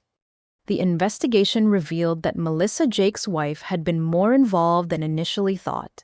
While not charged initially due to lack of evidence, new discoveries changed that. She'd been the one teaching Jake about credit fraud, having done it to her own grandmother years before. A family of predators, Sarah noted. Jake didn't just marry Melissa, he married into her expertise. As each new revelation emerged, support for Grandma grew. Her story had touched a nerve nationally. The Elder Justice Foundation received donations from all 50 states. Celebrities tweeted about justice for Grandma Ruth. A famous director optioned the rights to her story, promising to donate profits to elder abuse prevention. But amid the circus, real pain persisted. Grandma found a box of Mother's Day cards from her sons spanning decades. The early ones, crayoned and misspelled, spoke of genuine love. The recent ones seemed hollow in retrospect, probably selected by their wives, signed without thought. When did they stop meaning it? She asked, holding a card where 5-year-old Tyler had drawn her as a superhero. When did I stop being mom and start being a mark? The question haunted us all. Harrison theorized it was gradual, like erosion. Emma thought it started when they married women who saw family as resources. I believed it began when Dad made his first successful borrow and realized Grandma wouldn't demand repayment.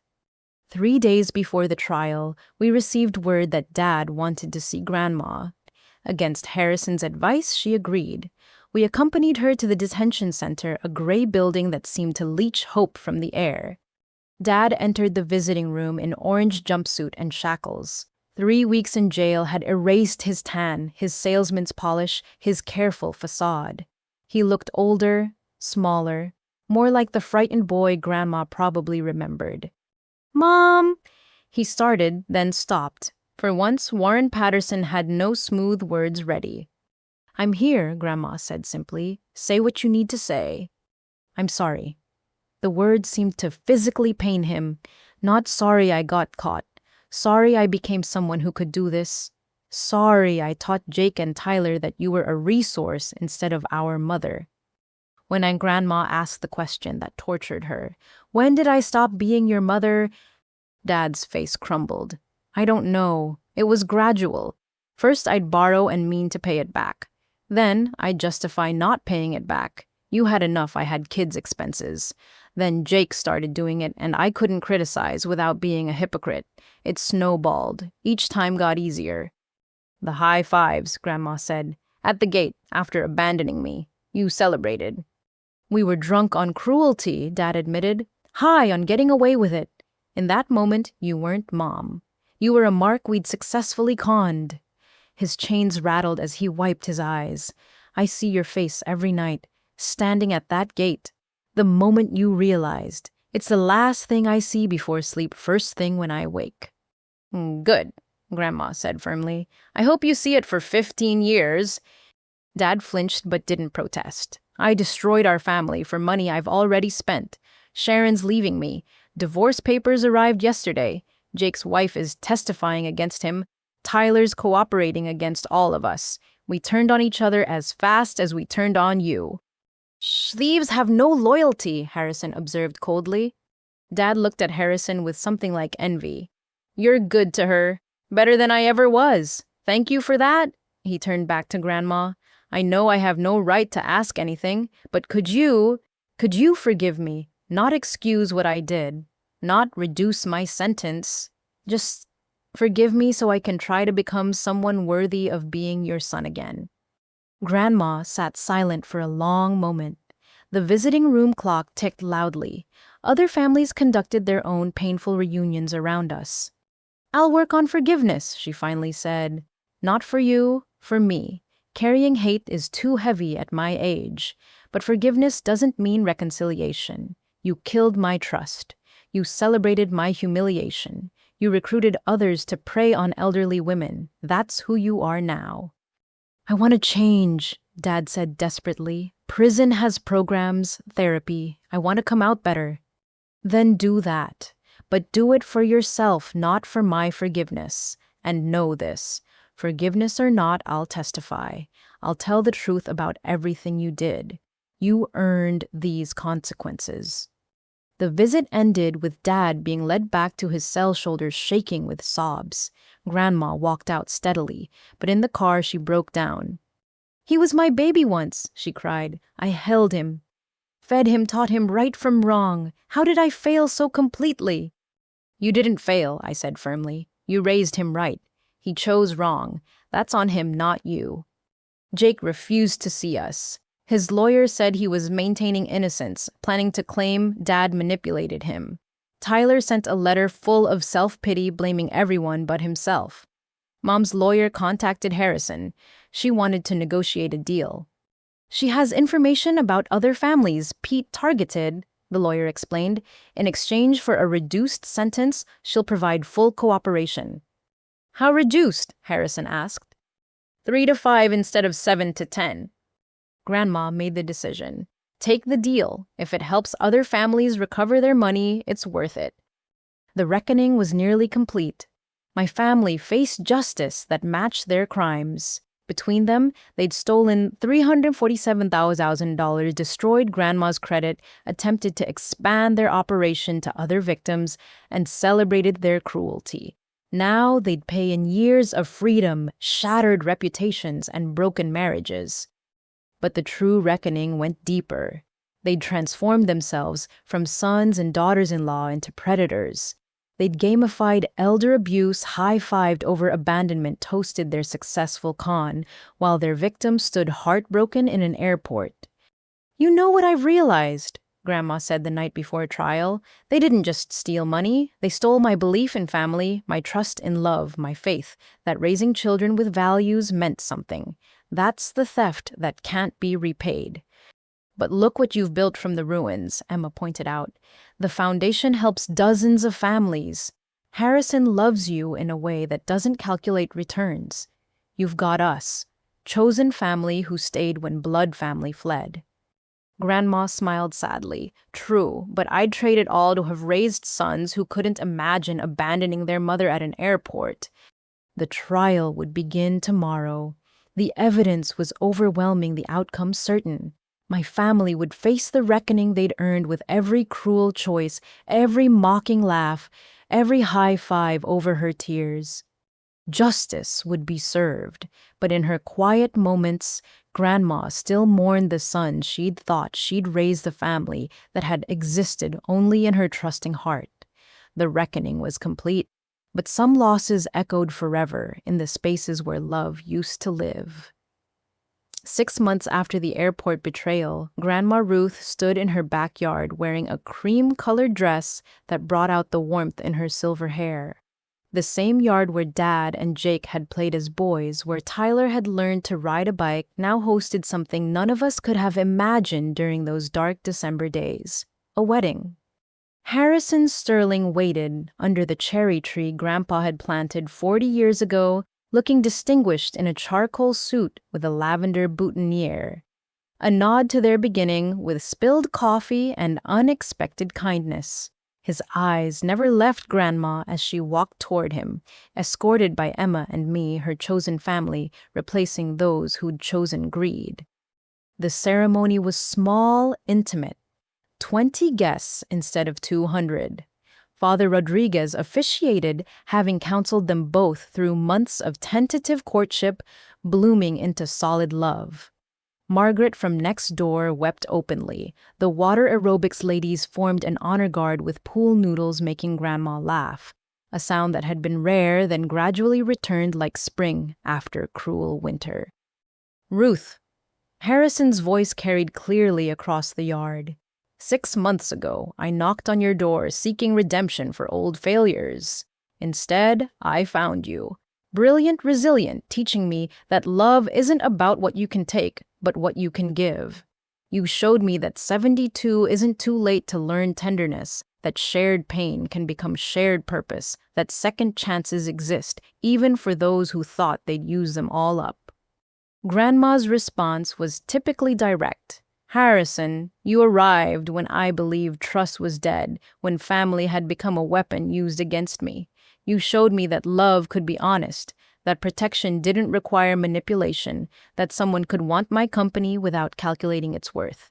You helped me build justice from betrayal and find joy in the ruins." They exchanged rings, simple gold bands, nothing flashy. Harrison had suggested diamonds, but Grandma preferred plain gold. At our age, she'd said, We know real value isn't about sparkle.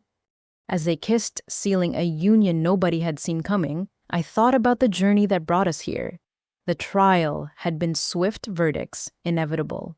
Dad received 12 years, Sharon, 8, Jake 7 plus 2 for resisting arrest. Tyler got 3 years with possibility of parole in 18 months, his cooperation earning leniency. Their lives had imploded spectacularly. Sharon's church committee expelled her after learning about the elderly targeting scheme. Dad's dealership fired him, his salesman charm now tainted by public knowledge of his crimes. Jake's construction business folded when clients learned he'd defrauded his own mother. Tyler lost his accounting license permanently. But from their destruction, Grandma had built something beautiful. The Patterson Center for Elder Justice now operated in 3 states, funded by donations, and the movie rights Harrison had negotiated brilliantly. They'd helped recover over $2 million for elderly victims in just 6 months. Grandma traveled weekly speaking to senior groups, teaching them to recognize exploitation signs. The biggest warning, she'd tell audiences, is when family only calls about money, when every interaction has a price tag, when they get angry at boundaries. Love doesn't keep score. Love doesn't send bills. The wedding reception unfolded in the same dining room where we'd mapped out crimes and built cases for justice. Now it hosted celebration. Emma, radiant in her bridesmaid dress, had started dating a fellow teacher who treated her with the respect Tyler never showed. She'd kept his name, Emma Patterson, to remind myself that I survived a Patterson man who forgot how to love. Harrison's son David had flown in from Seattle, initially wary of his father's whirlwind romance. But watching Harrison with Grandma, the gentle touches, the shared laughter, the way he listened when she spoke, had won him over. "I haven't seen Dad this present in 40 years, David told me during the reception. Your grandmother saved him from becoming a bitter old man counting money alone." "He saved her too," I replied, watching them dance to "Fly Me to the Moon" in the living room. Showed her that trust could exist after betrayal. The doorbell rang during cake cutting. We froze. Unexpected visitors still triggered anxiety, but it was a delivery driver with a small package addressed to Grandma. Inside, a letter and a wooden butterfly, crudely carved but recognizable. The letter was from Tyler in minimum security prison. "Grandma, I know I have no right to contact you. I'm respecting the no contact order after this. But David Patterson mentioned your wedding when he visited Dad, and I needed you to know. I'm in the woodworking program here. Remember how Grandpa tried to teach me, but I was too impatient? I'm learning now. This butterfly is my first completed piece. It's not good, but it's honest work. I'm trying to become someone who creates instead of takes. I hope your new marriage brings you the love we failed to give. I'm sorry for everything, Tyler." Grandma held the butterfly, carefully, tears sliding down her cheeks. "He's learning Grandpa's craft," she whispered. Harrison read the letter, his arm around her shoulders. "Do you want to respond?" "No, he needs to do this for himself, not for my approval. But I'll keep the butterfly. Maybe someday it'll represent transformation actually achieved." The movie rights had been sold to a production company committed to accuracy over drama. They didn't need to embellish. The truth was dramatic enough. Grandma insisted all profits go to the foundation, despite Harrison arguing she deserved personal compensation. "I have everything I need," she'd said, looking around her modest home now filled with love instead of schemes. "Let the money help others." As evening approached, the small wedding party moved to the backyard. Margaret had strung fairy lights through the cherry tree. The water aerobics ladies had planted new roses along the fence. "Wedding roses for new beginnings," they'd said. "I need to say something," Grandma announced, tapping her champagne glass. The yard quieted. 6 months ago, I stood in an airport believing my life was over. My family had shattered my trust, was broken, my faith in love seemed foolish. She looked at each face in turn. But destruction cleared space for construction. I lost 4 family members who saw me as an ATM, but gained true family who see me as human. She turned to Emma and me. You chose me over paradise. That choice changed everything. To Harrison, you chose healing over hiding. Your love proved that 76 isn't too late for butterflies. To the gathered friends, you chose to support instead of gossip. Your friendship carried me through. Harrison stood raising his own glass. To Ruth Patterson Sterling, who turned betrayal into justice, pain into purpose, and taught an old lawyer that the best closing argument is simply, I love you. As the sun set over Denver, painting the mountains in shades of rose and gold, I thought about transformation. Dad, Jake, and Tyler sat in cells, hopefully learning what Grandma's love couldn't teach, that actions have consequences. Sharon worked in the prison library, perhaps finding wisdom in books she'd never bothered to read. They traded family for money and received neither. But Grandma had traded pain for purpose and received abundance. A new husband who cherished her, a foundation helping hundreds, a story inspiring thousands to seek justice over silence. She'd lost the family she'd raised, but found the family she deserved. You know what's funny, Grandma said later as we cleaned up? They spent all that effort getting $18,000. The wedding today cost less than $2,000 and brought more joy than any amount could buy. Harrison overheard and pulled her close. That's because real wealth isn't in bank accounts. It's in choosing love over greed, justice over enabling truth over comfortable lies. The Patterson Center for Elder Justice would continue growing. Emma had joined as education coordinator, teaching families to recognize abuse patterns. I'd left my marketing job to become development director, using those skills for good instead of commerce. Harrison provided legal oversight while building a network of attorneys offering pro bono help. But tonight wasn't about the work. Tonight was about Grandma dancing in her backyard with a man who brought her flowers, who learned to make pie crust to spend time with her, who saw her worth when her own children couldn't. As guests departed and quiet settled over the house, Grandma stood in her doorway, now their doorway, looking at the cherry tree where she'd married her second chance at love. Grandpa would approve, she said softly. He always said the best revenge against cruelty is a life well lived. This isn't revenge, Harrison corrected gently. This is resurrection. You didn't just survive what they did. You transformed it into something magnificent. 6 months ago, my family had convinced Grandma to pay $18,000 for a cruise, then abandoned her at gate 42. They'd returned expecting life to continue, normally only to find justice waiting in handcuffs. They'd gambled her love against their greed and lost everything. But Grandma had won more than justice. She'd won a love that valued her beyond any price, a purpose that helped hundreds of elderly victims, and a new beginning that proved 76 was just a number when your heart stayed open to possibility. The man standing beside her at their wedding, he'd witnessed the airport betrayal and chose to act. The family who'd abandoned her now sat in separate prisons while she danced at her wedding reception. The $18,000 meant for a cruel vacation had sparked a movement protecting vulnerable elders nationwide. Sometimes the best revenge truly is a life well lived, but in Grandma's case it was more than revenge. It was proof that love wins when you choose the right people to love, that justice heals when you're brave enough to seek it, and that new beginnings bloom even in December snow when you tend them with purpose instead of pain. The wedding was over, but the marriage was just beginning. Harrison Sterling and Ruth Patterson Sterling faced whatever years remained together, building love on foundations of truth instead of manipulation. And somewhere in minimum security prison, a grandson learned woodworking, carving butterflies while contemplating transformation. The story that began with betrayal ended with a wedding. The family that started with blood ended with choice.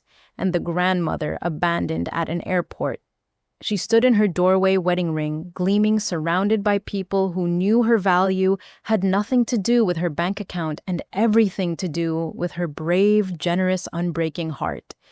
Thank you for watching my story unfold, Grandma said, as if speaking to all who'd followed her journey. If you're facing family betrayal, know that justice is possible.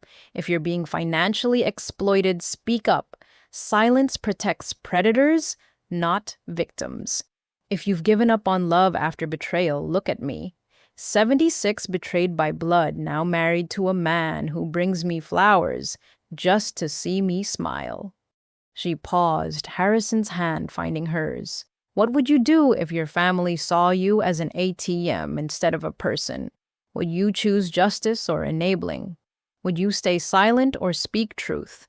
Share your thoughts below, and please, if this story touched you, share it with others who might need to hear that survival is possible, justice is achievable, and love can find you at any age when you're brave enough to choose yourself. Like and subscribe if you believe in second chances, Harrison added with a lawyer's precision. And remember, the best family is often the one you choose, not the one you're born into. The fairy lights twinkled in the cherry tree as the newlyweds closed their door on the world. Inside was warmth, love, and the promise of whatever years remained being filled with joy instead of schemes, trust instead of exploitation, and the kind of family that multiplied love instead of dividing money.